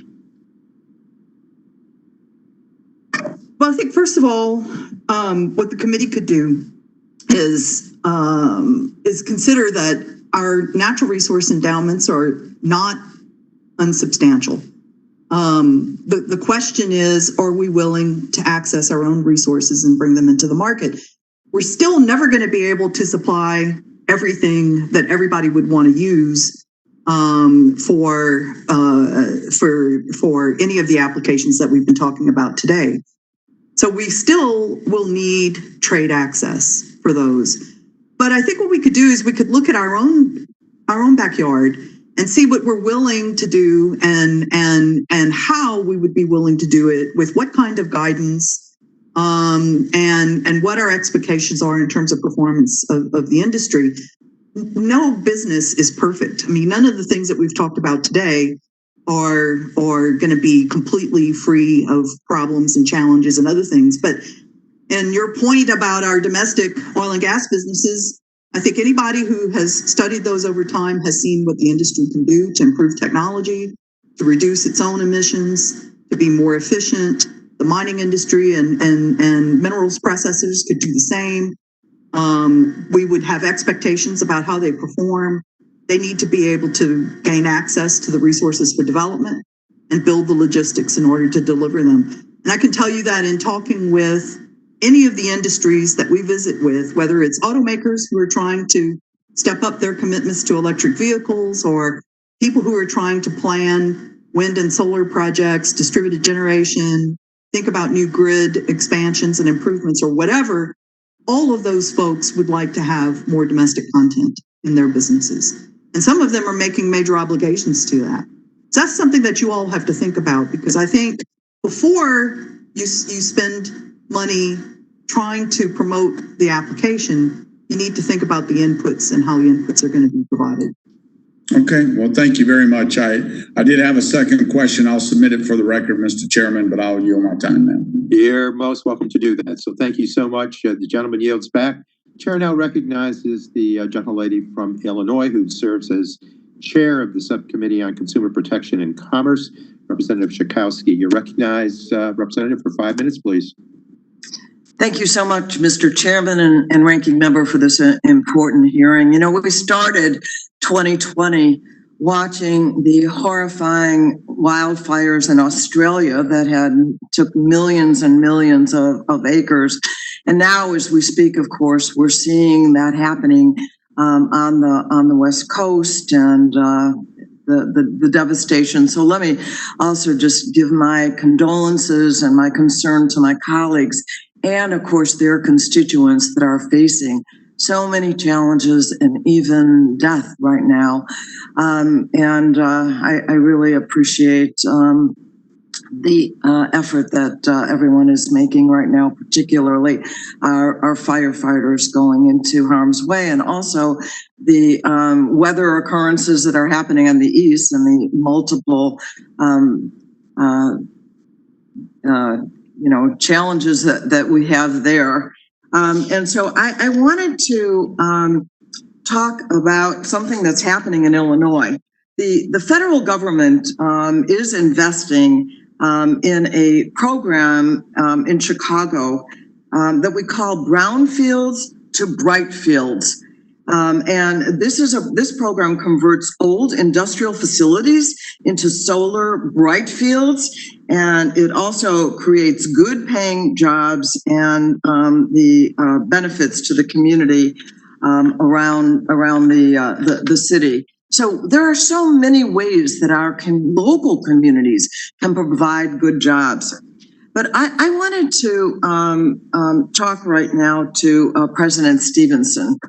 You know what, the subheading of this hearing today is opportunities for an equitable, low carbon recovery. And I don't know that everyone would necessarily suspect that a big part of that could be talking about unions. And I wanted to explore that a little bit with you. As a dues paying currently union member myself, I've continued to pay my dues even as I'm here in Congress.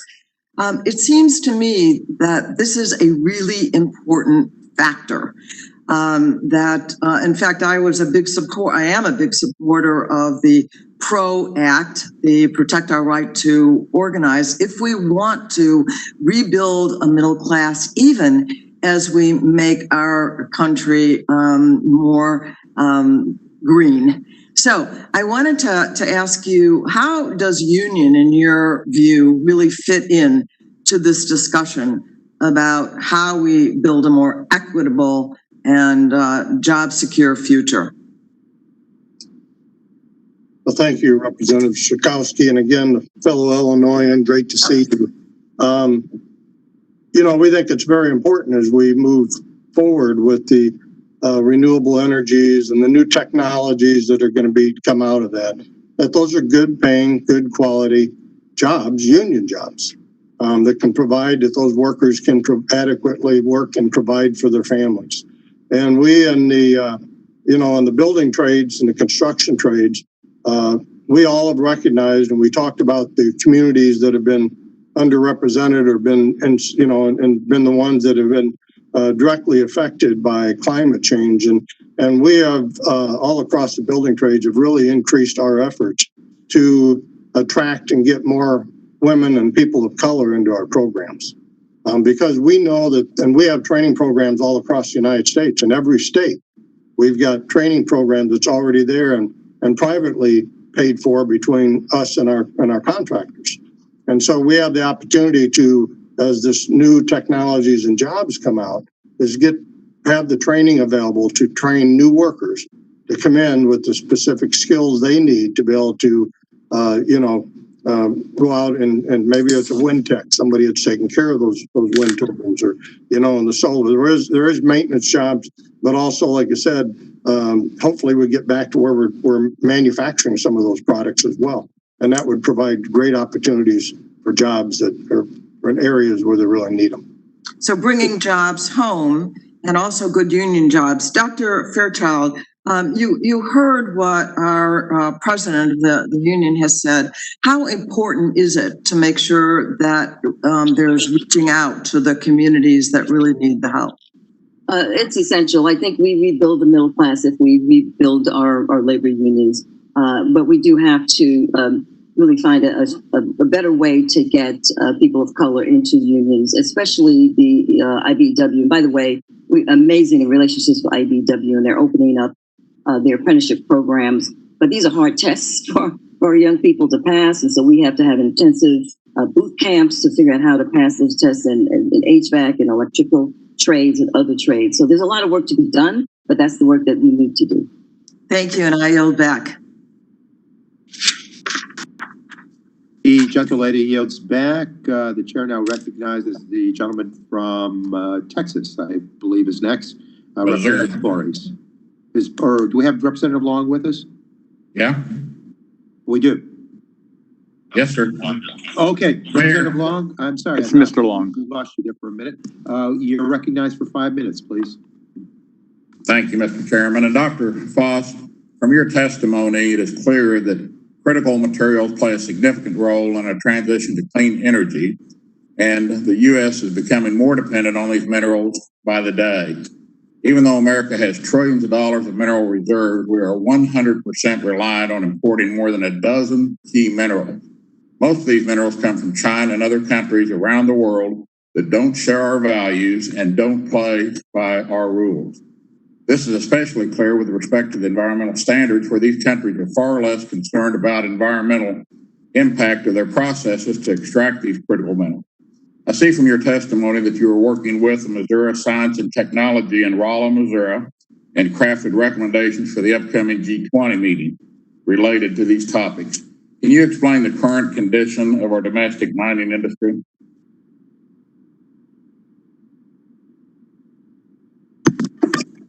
Well, our domestic mining industry has faded just as a lot of other domestic industries have, manufacturing. And that's a consequence of both commodity markets and pressures from commodity markets, lower cost sources abroad, and partly due to governance in those exporting countries, producing and exporting countries, and also because we in protecting people and protecting environment, it made our costs higher, and that's something that is a trade-off. We made it easier for competitors to supply raw materials who don't have the same obligations over their industries that we do. Okay, well, we have these critical materials right here at home, especially on federal land. So what's the reason? Why can't we produce them here domestically?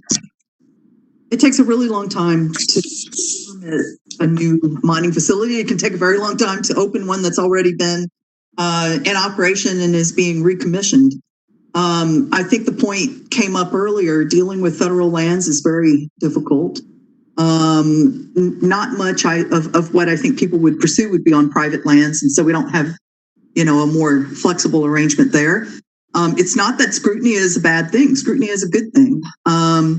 If processes could be streamlined, if there was more certainty around the permitting process for new facilities, if there were ways of being able to build better consensus among different groups about access and how mining operations would be conducted in different locations, along with all the supporting infrastructure, then I think we would be in better shape. I often feel that what we need to really do is just revisit, if we're serious about this, we need to just revisit the entire scope of policy and regulation as it pertains to mining in the United States, to see where improvements can be made in order to be able to generate more of our domestic content. But I think we are serious about it, and when we have to import 12 minerals that, it's not a good thing. So does our domestic environmental permitting process hurt our international competitiveness in this area? I think that certainly what it's done is it's made our industry clean and safe. It's contributed to that. I think, people have learned how to adapt. Just like every other business, the mining industry has acquired new practices. There is a lot more that can be done to make mining safe and to make it clean. I mentioned that earlier. We've got emerging ideas and emerging practices that we ought to be the leader in, because we are the best place with our rules, our laws, and our transparency to be able to implement some of the things that people talk about: greener mining, climate-friendly mining, things that actually do a better job of protecting mine workers. We are deploying new technologies to reduce the human interface. I mean, this is happening in all basic industries. One way to make mining safer is to have fewer mine workers. I mean, this is a reality in the business in terms of being able to move things forward. Better thinking, better management over permitting, licensing, compliance, and other things, I think would help. You hit on permitting there at the end, and that was going to be my next question, but I'll submit it for the record since I'm out of time as far as the permitting process and fixing that to be more competitive in our global markets. And thank you for being here today. And Mr. Chairman, I yield back. Gentleman yields back. Next, we recognize the gentlelady from California, Representative Matsui. You're recognized for 5 minutes, please. Okay, thank you, Mr. Chairman, for holding this really very important hearing. I think it is really critical that we recognize that this is not a one-off deal. Climate change is happening, certainly in California and Oregon and Washington State, but also throughout the country, whether it's fires or whether it's tremendous hurricanes. This is impacting the entire country. So this hearing is really quite important. I believe we need to chart a path forward that addresses not only the immediacy and gravity of the climate crisis, but recognize that costs to inaction are not born equally by all Americans. Moving toward a clean energy would create new and lasting economic opportunities while helping really to alleviate some of the disproportionate impacts harming frontline communities. Now, over the last several weeks, more than 700 wildfires have been burning throughout California. If you look at a map of California and the West Coast, you see these little icons of just fires going on all over. This is including the second and third largest in our state's history. The fires this year are even more destructive than last, and we've just seen just the beginning of the season. So this is not a height of the destruction right now. The 2018 and 2019 fires cost more than $40 billion.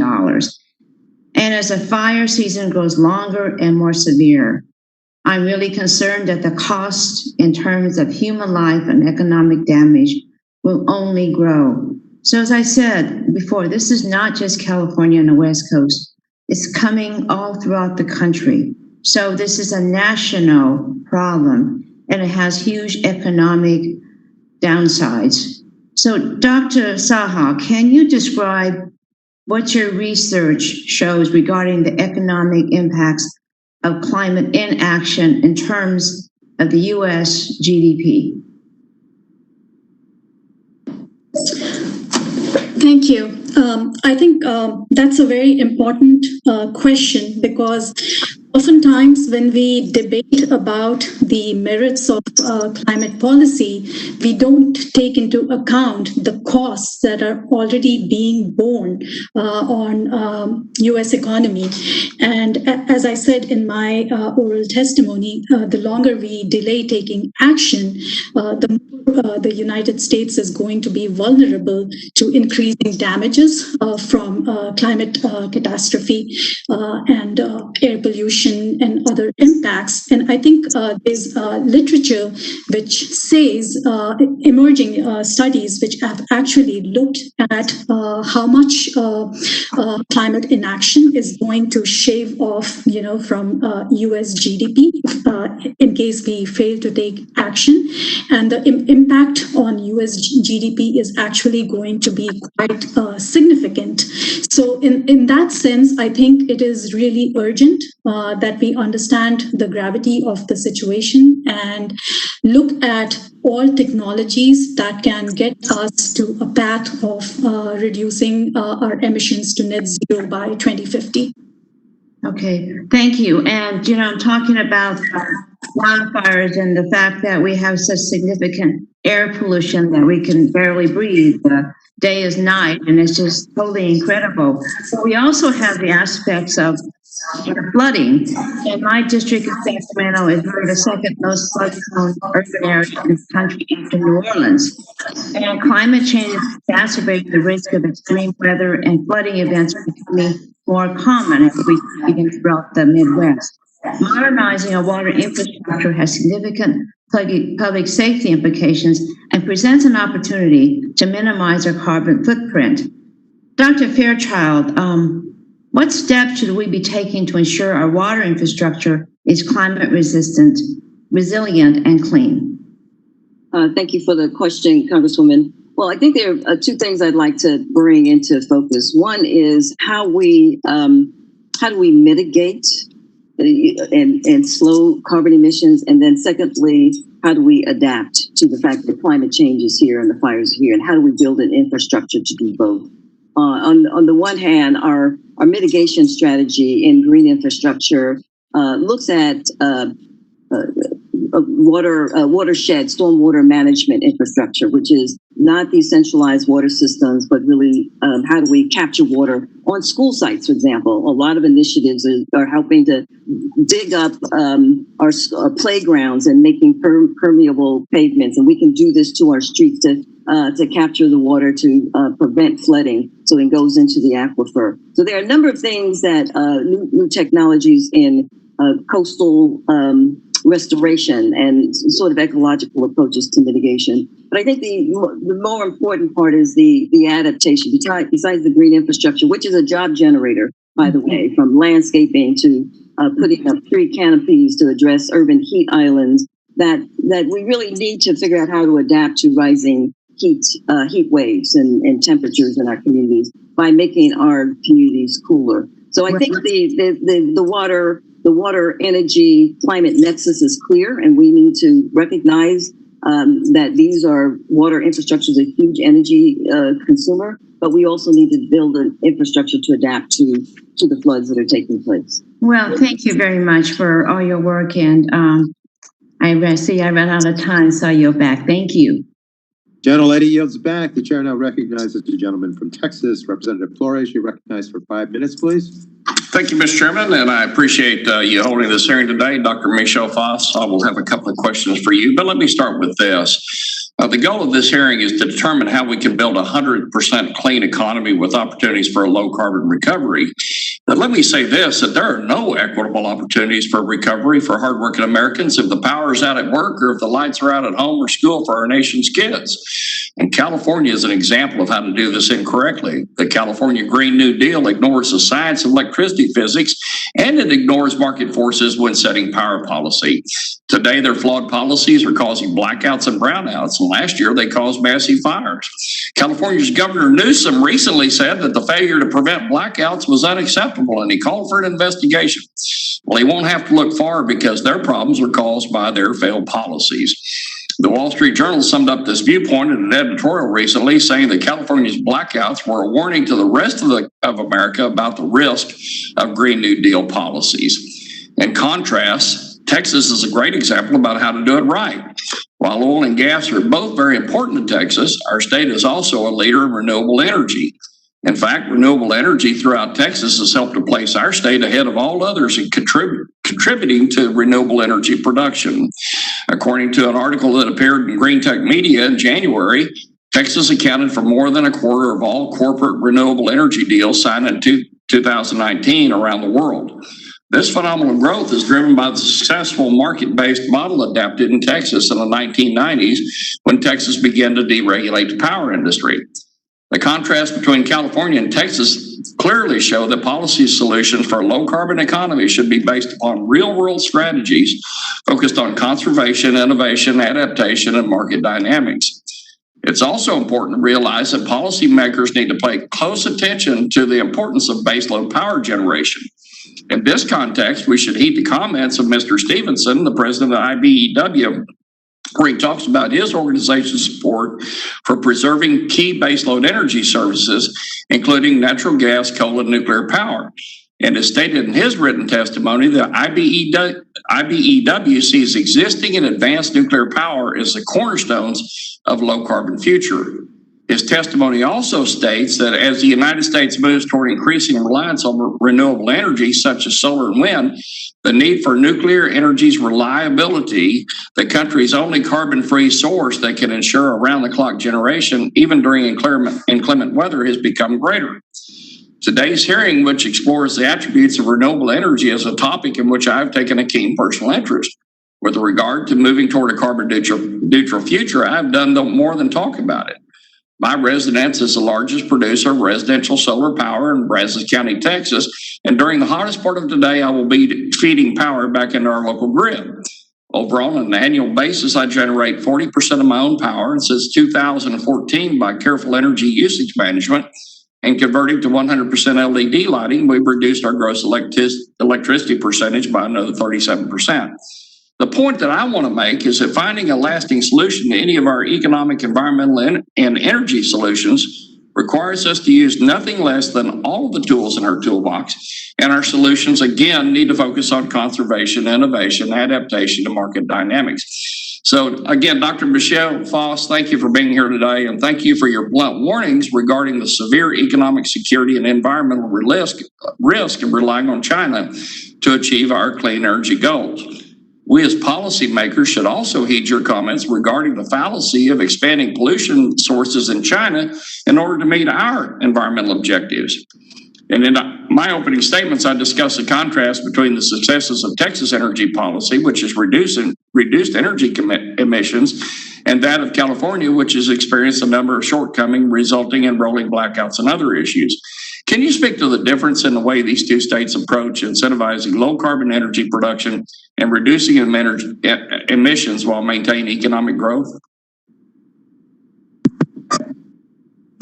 important difference is that we have an energy-only market, meaning electricity comes into the wholesale market and on a fully competitive basis. We have price caps that send price signals into the market that people respond to. The renewable energy that's been developed, including probably yours at your household, Mr. Flores, have benefited from federal tax supports. So there is that. But one thing that we've done that is very difficult to do around the country is to build high voltage transmission to carry renewable energy sources into the market. That was not easy. In fact, there's a lot to learn from that experience. Okay. And my next question is this, and we may have to get you to answer it supplementally for me. We need to think about this beyond our borders and think globally. And let's, so with respect to that, U.S. liquefied natural gas, or LNG, can ensure that global energy demand is met in a manner that minimizes greenhouse gas emissions while maximizing reliability and cost efficiency. So based on your expertise, what are your thoughts on increasing LNG use and exports as a way to meet global energy security and environmental goals? Mr. Chairman, should I answer? Please do. Okay. If we could do a quick note. Thank you, Mr. Chairman. To the extent that, as already was pointed out by other panelists, natural gas is lower carbon content fuel, then what we would be helping to do through our LNG exports is reducing carbon emissions in other locations around the world in the same way that we achieved the carbon emissions reductions here. It's low-hanging fruit, something to think about. Thank you very much. I yield back.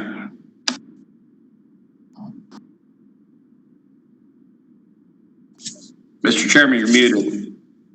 Sorry about that. The gentleman yielded back. The chair now recognizes the gentleman from California, Representative McNerney. You're recognized for 5 minutes, please. Well, I thank the chairman. Thank you, ranking members, and I thank the witnesses. An interesting hearing this morning. So while watching the members' questions, I observed that both sides are talking past each other, and that's unfortunate. The climate is clearly changing. It may not be impacting Ohio just yet, but it will. It's imperative to reduce carbon emissions, but energy security is also important, and everyone recognizes that. The challenge is to reduce emissions while improving energy reliability. I believe that that's possible, and that's why I recently introduced H.R. 7975, the Green Workforce Act, which focuses on helping Americans train for and transition to careers in clean energy fields, providing them with the skills needed to develop and operate clean energy systems of the future. Mr. Stevenson, thank you for your testimony. By all accounts, we will need millions of new jobs in order to fully recover from the economic impacts of the pandemic.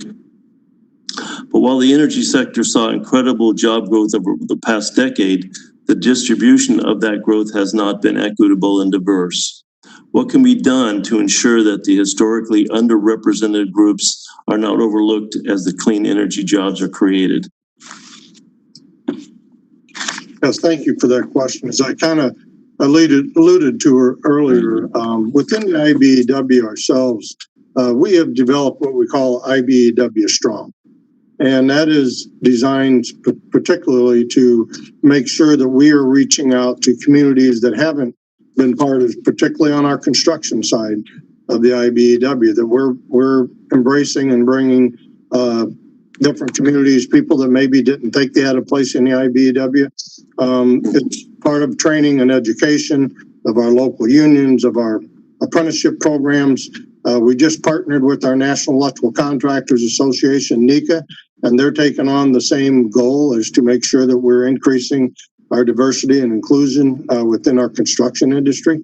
And so that's a vital part of it. And as these new jobs are created, like I mentioned before, we've got training facilities all across the country, every state, where we've got training facilities. So we are in a position that we can, bring these new workers into our programs, get them the training that they need to be successful, and to lead the industry as these new technologies and new opportunities open up. Thank you. Dr. Saha and Dr. Fairchild, agriculture is the biggest economic sector in my district. In your testimony, you each highlighted the role of carbon farming in enhancing productivity, profitability, and resilience in the ag sector. Please describe the economic and climate benefits associated with improving soil health and sequestration. Dr. Zaha first. Hi. So natural carbon capture in trees and agricultural soils actually lead to emission reductions, but they also have a lot of economic benefits in terms of enhancing productivity, profitability, and resilience in U.S. farms, forests, and rural communities. So one strategy is tree restoration, whether it's happening in forest or interspersed across non-forested rural landscape. That has one of the greatest potential to sequester carbon. Also, things like improved soil management can enhance carbon storage in agricultural soils by reducing carbon losses or increasing carbon uptake. And these practices also provide other benefits, including reduced erosion or resilience to drought, and in some cases increase yields. So these can open up significant opportunity for rural farming communities to economically benefit from the adoption of improved soil management practices. Thank you. And I will just speak to probably the distribution and processing side of this, which really accounts for as much as 26% of energy waste and energy emissions. And what we're doing is building, bringing the farmers closer to the markets by shortening the supply chain, working with anchor institutions, EDS and MEDS, to buy sustainable foods and to buy locally. And we're building now a 800,000 square foot sustainable food factory that's hiring 250 union workers in sustainable foods, and at the same time buying within the 250-mile food shed food and products from farmers into that processing facility. So it addresses emission, it addresses jobs, and addresses business opportunities.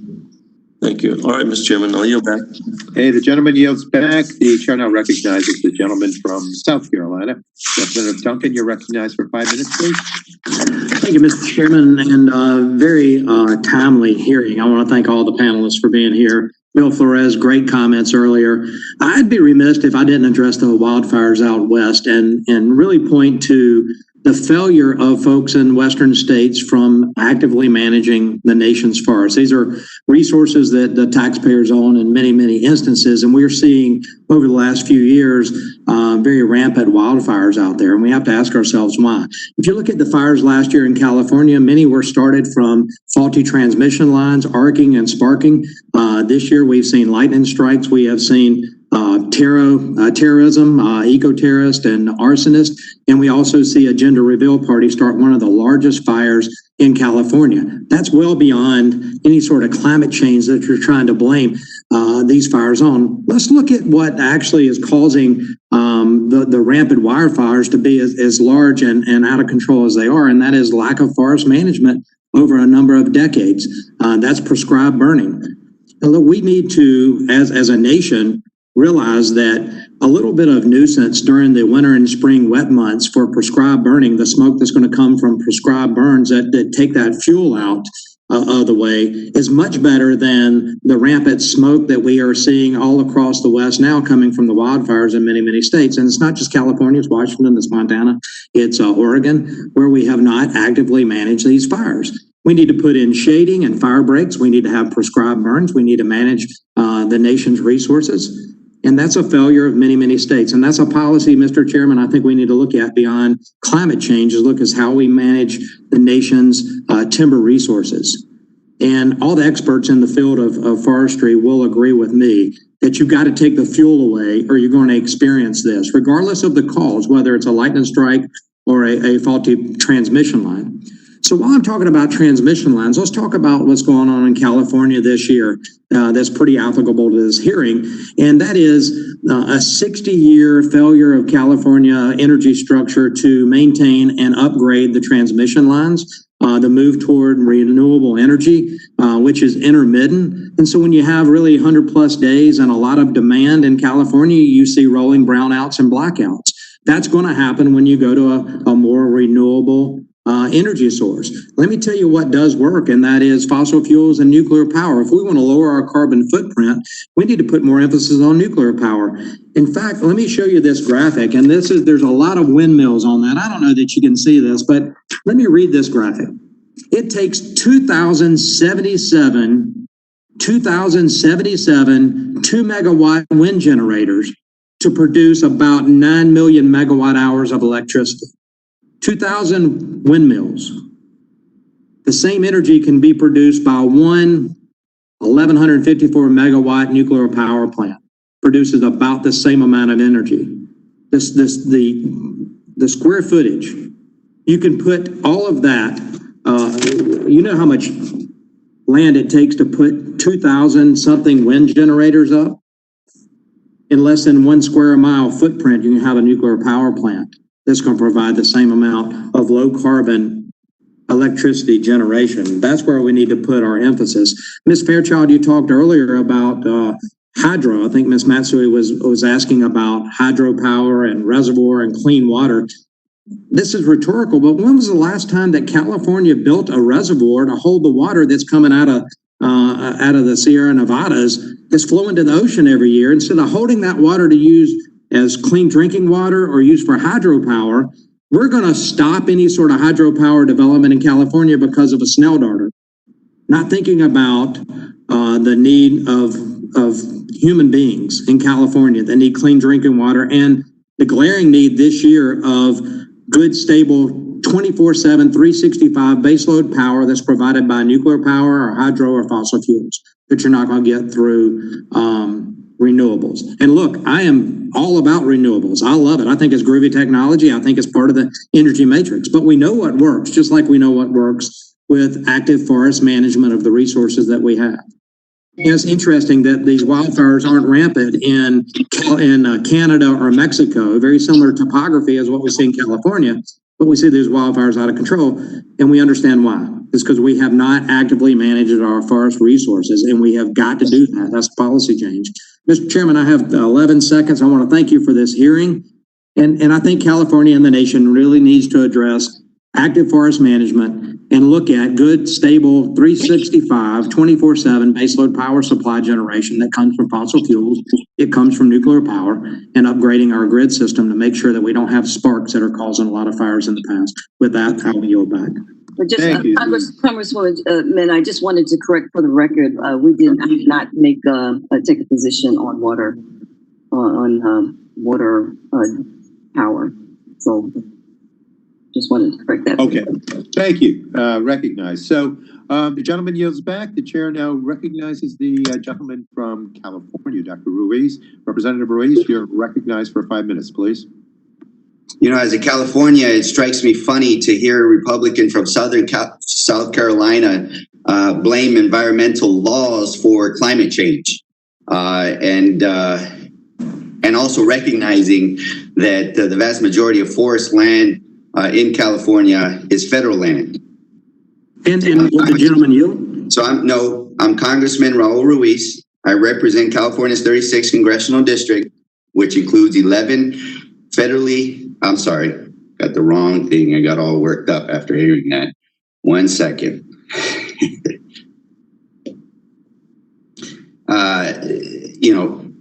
Thank you again, Mr. Chairman, for holding this hearing. Today's hearing examines two of the most pressing issues facing Californians and my constituents right now: the massive economic toll of the COVID-19 pandemic and the devastating effects of climate change. Unemployment for my district remains above 13%, and small businesses from Hemet to Cathedral City have been contacting my office to share their specific hardships as a result of the pandemic. At the same time, wildfires have torched 3.5 million acres in California, 3% of the state's total area, including the 30,000-acre Apple Fire, which threatened the city of Banning in my district. As climate change worsens, these fires will only get worse, more intense, and more frequent. And it's hard to imagine a worse fire season than what we've seen so far this year. That is why it's so important that we use this opportunity to invest in industries that can reduce our carbon output while also putting Americans back to work. The daily high temperature in the Coachella Valley Desert hasn't dropped below 100 degrees since June. And with more of my constituents at home during the day, either because they're unemployed or working remotely, air conditioners are working overtime and requiring more energy and more costs than ever. There is no better time to invest in harnessing solar energy to lower utility bills, reduce carbon emissions, and save our environment and our health from climate change. As of 2018, there were more than 2,300 individuals employed by solar energy companies in my district alone, and I believe that we can continue to grow this number and bring the promise of clean energy and secure unemployment to everyone. This is why I introduced HR 7849, the Renewable Energy Jobs Act, which would create a federal grant to fund training programs that help people find good paying jobs in renewable energy industries like wind and solar development. Ms. Saha, in your testimony, you describe how investment in clean energy industries can help put Americans back to work. Specifically, you describe how every $1 million invested in renewable energy can generate 78 full-time equivalent jobs. Can you give this committee a better sense of what that means and how investment translates into employment? Absolutely. Representative Ruiz, may I just take a few minutes to address something? Yeah, we only have 1 minute and 50 seconds left. So if you can address it in 10 seconds and then answer the question, that would be wonderful. Absolutely. We are hearing a lot of issues about how renewable energy is to blame for, California's, first rolling blackouts in 19 years. And I just want to say that's a mischaracterization of the problem. So data shows that right now, California's net electricity generation from non-hydro renewable clean energy sources is about 40%.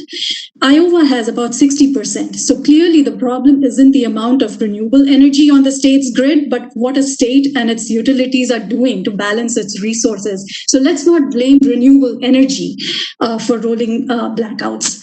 And it's interesting that argument also coincides with cuts in forest management in the budgets that we've seen over this administration, and also the answer to this climate change is more reliance on fossil fuels. Let me ask Mr. Stevenson a question because I only have a few seconds. We work closely with labor and making sure that labor has the ability to receive grant funding to train people in renewable energy jobs on site. So how will investing in solar and wind energy development help create more job opportunities in places like the Coachella Valley, where one of those large solar plants that we've been working on together help create more jobs? Yeah, as the new jobs and new technologies continue to move forward, it's going to be new training that's going to be needed.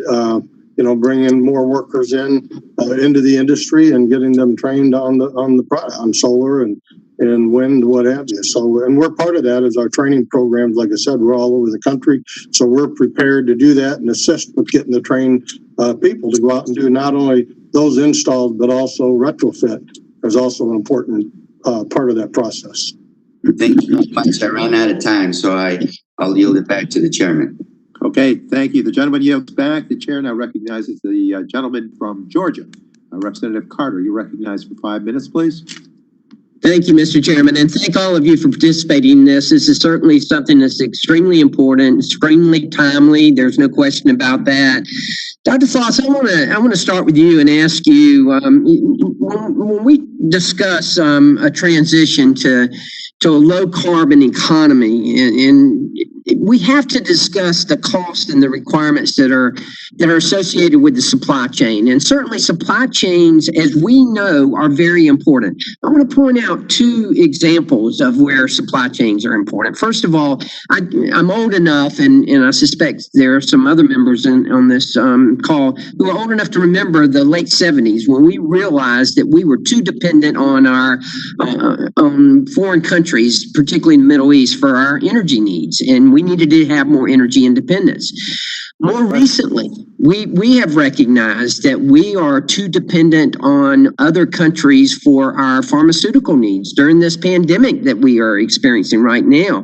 We understand that they are essential ingredients that we can't do without in order to manufacture some of our pharmaceuticals. And in order to get those, we have to get them from other countries, and that's not a good position for us to be in. So I appreciate the fact that you've pointed out that we need to look at this in detail. We need to look at the supply chain and to look at the cost and the sources of these materials. I want to ask you, Dr. Foss, do you believe that the energy policies that are being proposed really adequately factor in the requirements for mining for rare earth minerals, for the production of aggregates when we are used in concrete and cement industries, or the locations of where these minerals are mined? No, sir, I don't. Well, I appreciate that. And I appreciate you being succinct about that, because it is an important point. And certainly it's an important point for us to recognize this. You know, I live in what I consider to be one of the most beautiful areas in South Georgia. I represent the entire coast of Georgia. And if you look at that, you know, we've had a number of companies that have looked at mining, and we've got the Okefenokee Swamp, which is a great national treasure that all of us love and that none of us want to see disrupted. Yet there are minerals there that could save us and help us in this country, but nobody wants it in their backyard. And I get it. I understand that. And that's one thing that I think we have to take into consideration. You also mentioned, Dr. Foss, in your testimony, how the United States was ranked 12th overall in non-fuel mineral production. We know that many of these critical minerals are mined in poor conditions in areas like the Republic of the Congo, and are they're used for strategic advantage by the Japanese or by the Chinese, and that they use them just like, as I mentioned earlier, that we're witnessing right now, that they're using the pharmaceuticals to their advantage. We understand that that's not a good position for us to be in, and we should not be in that position. How important is it for us to factor into the supply chain questions when we're planning for future energy investments? First of all, let me quickly correct the record. I had a cut and paste error in the testimony. We represent 12% of global non-fuel mineral output, but we might as well be 12th when it comes to the things that we don't produce sufficient amounts of. So we've put governance on the table, which is what you're talking about again. Responsible mining and minerals production, responsible energy production from any source. It doesn't matter where it comes from, what the technology is. Best practice, that's another phrase. What is best practice? We have lots of engineering standards that are widely used, and indicative of best practice. The huge difference is that in our country, for better or worse, when projects are proposed of any sort, any type of industrial project, they undergo tremendous amounts of scrutiny. We have laws and rules to protect people and property, and the larger environment, and we have transparency. And if something happens, we know about it. And what we'd like to see is a level playing field, and see these kinds of things adopted, these kinds of values and practices adopted in other countries that are going to supply the global economy. Great. Well, I'm out of time. Dr. Foss, thank you very much, and thank everyone who has participated in this today. It's been a very good hearing, Mr. Chairman. Thank you. The gentleman yields back. The chair now recognizes the vice chair of the full committee, Representative Clark from my home state of New York. Representative Clark, you're recognized for 5 minutes. Thank you so much, Mr. Chairman. I thank our ranking member for convening today's hearing at such a critical time for our country. As has been stated by numerous of my colleagues, we currently stand at the intersection of multiple crises: a public health crisis, an economic crisis, a crisis over longstanding racial injustice, and a climate crisis that threatens our very existence on this planet. Now, as we look towards an economic recovery, we must address these deep-seated and interrelated issues with comprehensive solutions that put our country on the path to a more resilient and equitable future. In my district in Brooklyn, we know the importance of resilience all too well. We have felt the impacts of climate change firsthand, from Superstorm Sandy to summer heat waves that disrupt our power supply. And as our nation experiences record fires out west and a record hurricane season down south, we know that resilience must be a primary consideration in all of our efforts to build a better future. So I'd like to begin by focusing on the idea of resilience, starting with Dr. Shaha. Dr. Shaha, in your testimony, you described the importance of rebuilding a low carbon economy that is resilient to future shocks from climate change and other crises. You also described the importance of ensuring that decarbonization policies and technologies benefit all communities and not just those with the most resources. Can you please expand on the need for what you refer to as climate smart investments and how these investments in smarter, low carbon technologies can start to build an economy that is simultaneously more resilient, competitive, and inclusive? Absolutely. I think as we think about the benefits of transitioning to a low carbon economy, we have to keep front and center issues of resiliency and equity, because these are issues that are going to determine whether our climate policies are going to be effective in the long run as well. So one of the things in terms of resiliency, let me give you an example from rural communities in this country. So plenty of research has shown that rural households suffer from a higher energy burden compared to their urban counterparts. So investments in things like energy efficiency can actually address that challenge that is being faced by rural communities. Things like it can save them hundreds of dollars annually on utility bills. So at a time when low-income communities, whether in urban USA or in rural communities, are suffering from unemployment issues, things like saving money on their utility bills is actually speaking to the whole resiliency issue. So that's just one example that I would like to highlight. Absolutely. Thank you very much, Dr. Shaha. Dr. Fairchild, your organization, Emerald City, works to build resilience in communities that are on the front lines of climate change, including communities in New York City who were impacted by Superstorm Sandy.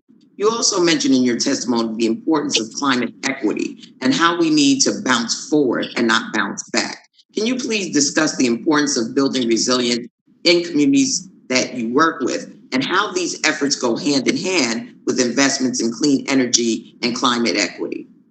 Thank you, Congresswoman, for the question. And I was born and raised in Brooklyn and Queens, so I'm homegirl. The essence of resilience is that there is, at least minimally, issues of redundancy. If the central energy grid goes down, people still have the ability to turn on their lights to cook and to plug in their iPhones. The same with the food system, as in COVID. When the food central distribution system falls down, where do we get our food from? So we're doing things like, for example, just in Brooklyn, the Armory is actually, and this is what frontline communities organized to do, putting solar on top of the Armory that would feed clean energy, renewable energy to the surrounding neighborhoods. I believe it's about 2 kilowatts of 2 megawatts of clean energy that's being produced. Folks are looking for microgrids, community energy districts that will allow them to be resilient in the case of, so we don't see a Puerto Rico where the whole city or whole county goes black because there is no backup generation, no energy. So how do we build these decentralized energy infrastructure, decentralized food infrastructure that allow us to be resilient in the case of extreme weather? Very much, Mr. Chairman. I yield back. This was a very good hearing. Look forward to much further consideration and conversation as we move forward to advance our nation with clean energy future. Thank you, and I yield. Thank you. And I have to note that all roads lead to Brooklyn, according to Yes, the last they do. conversation. Yes, they do, sir. So the Yes, they gentlelady do. yields back, and I now recognize the gentlelady from Michigan. Representative Dinkle, you're recognized for 5 minutes, please.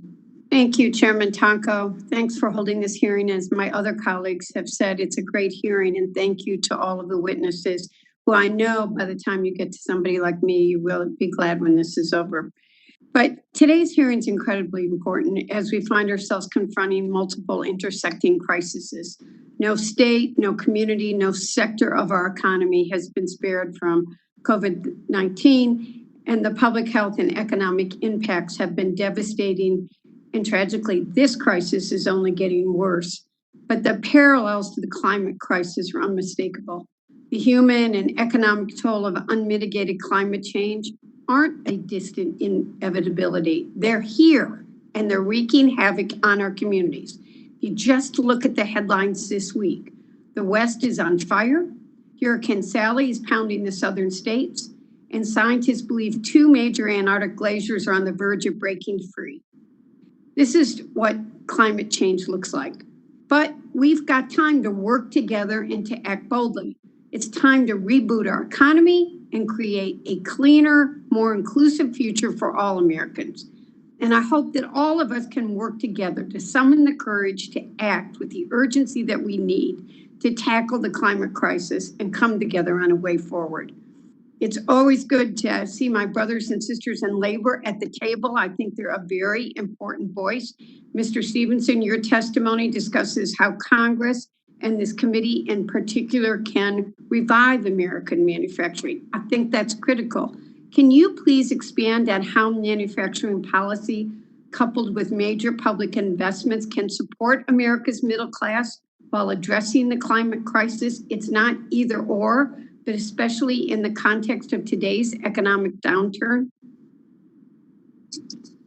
Yes, thank you. And it is critical that all the jobs that could be created or should be created as we continue to move into a more carbon neutral or renewable energy sources.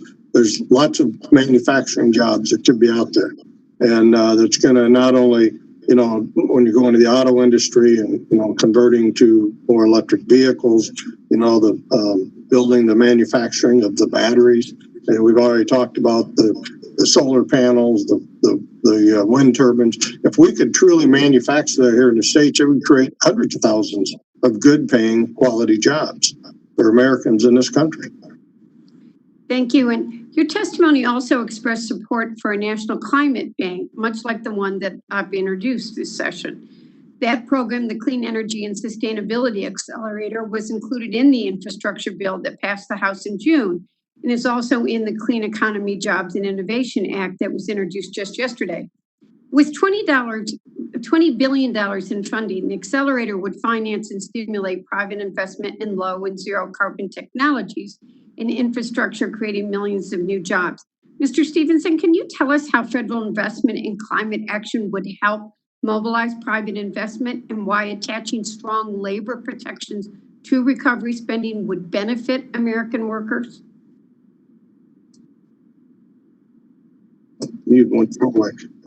Yes, again, you know, with the investment of the United States government and moving this, you know, these initiatives forward. We have more people stepping up, entrepreneurs that are looking at get involved in even smaller business people that could participate in this as we're, you know, continuing to build the infrastructure that's needed. Like I said, all the materials to provide for the services for the manufacturing. There's just multiple ways that investment would help encourage and build those companies, those employers, and their workers. Thank you. The Clean Energy and Sustainability Accelerator also includes designated funding for one of my top priorities, which is accelerating the electrification of vehicles and fleets. Dr. Saha, your testimony discusses the importance of electrifying vehicles and expanding EV infrastructure. Can you please elaborate on the benefits of investing in transportation electrification What scale of investment is needed to truly move the needle on electrification to realize both its economic and climate benefits? Absolutely. Let me just say that transportation is now the largest source of greenhouse gas emissions in the United States. So we need a comprehensive set of policies which addresses vehicles, fuels, infrastructure, as well as mobility options. So in terms of infrastructure, I think Congress needs to facilitate the development of an electric vehicle charging network that anticipates and enables the transition to a 100% zero emission vehicle fleet. Thank you. Mr. Chairman, my time's up, but I'd like to request unanimous consent to submit a report by the Political Economy Research Institute at the University of Massachusetts Amherst on the job creation estimates for various economic stimulus proposals, showing the benefits of a recovery based on the principles of the Thrive Resolution. Without objection? Thank you, Mr. Chairman. Look, I believe that completes the list of colleagues who wanted to ask questions of our witnesses. And with that, I would certainly thank our witnesses for joining us for today's hearing. I thank you for your time, for your patience, and certainly for your input. It's been a very valuable hearing. And I remind members that pursuant to committee rules, they have 10 business days by which to submit additional questions for the record to be answered by our witnesses. I ask that our witnesses please respond promptly to any such questions that you may receive.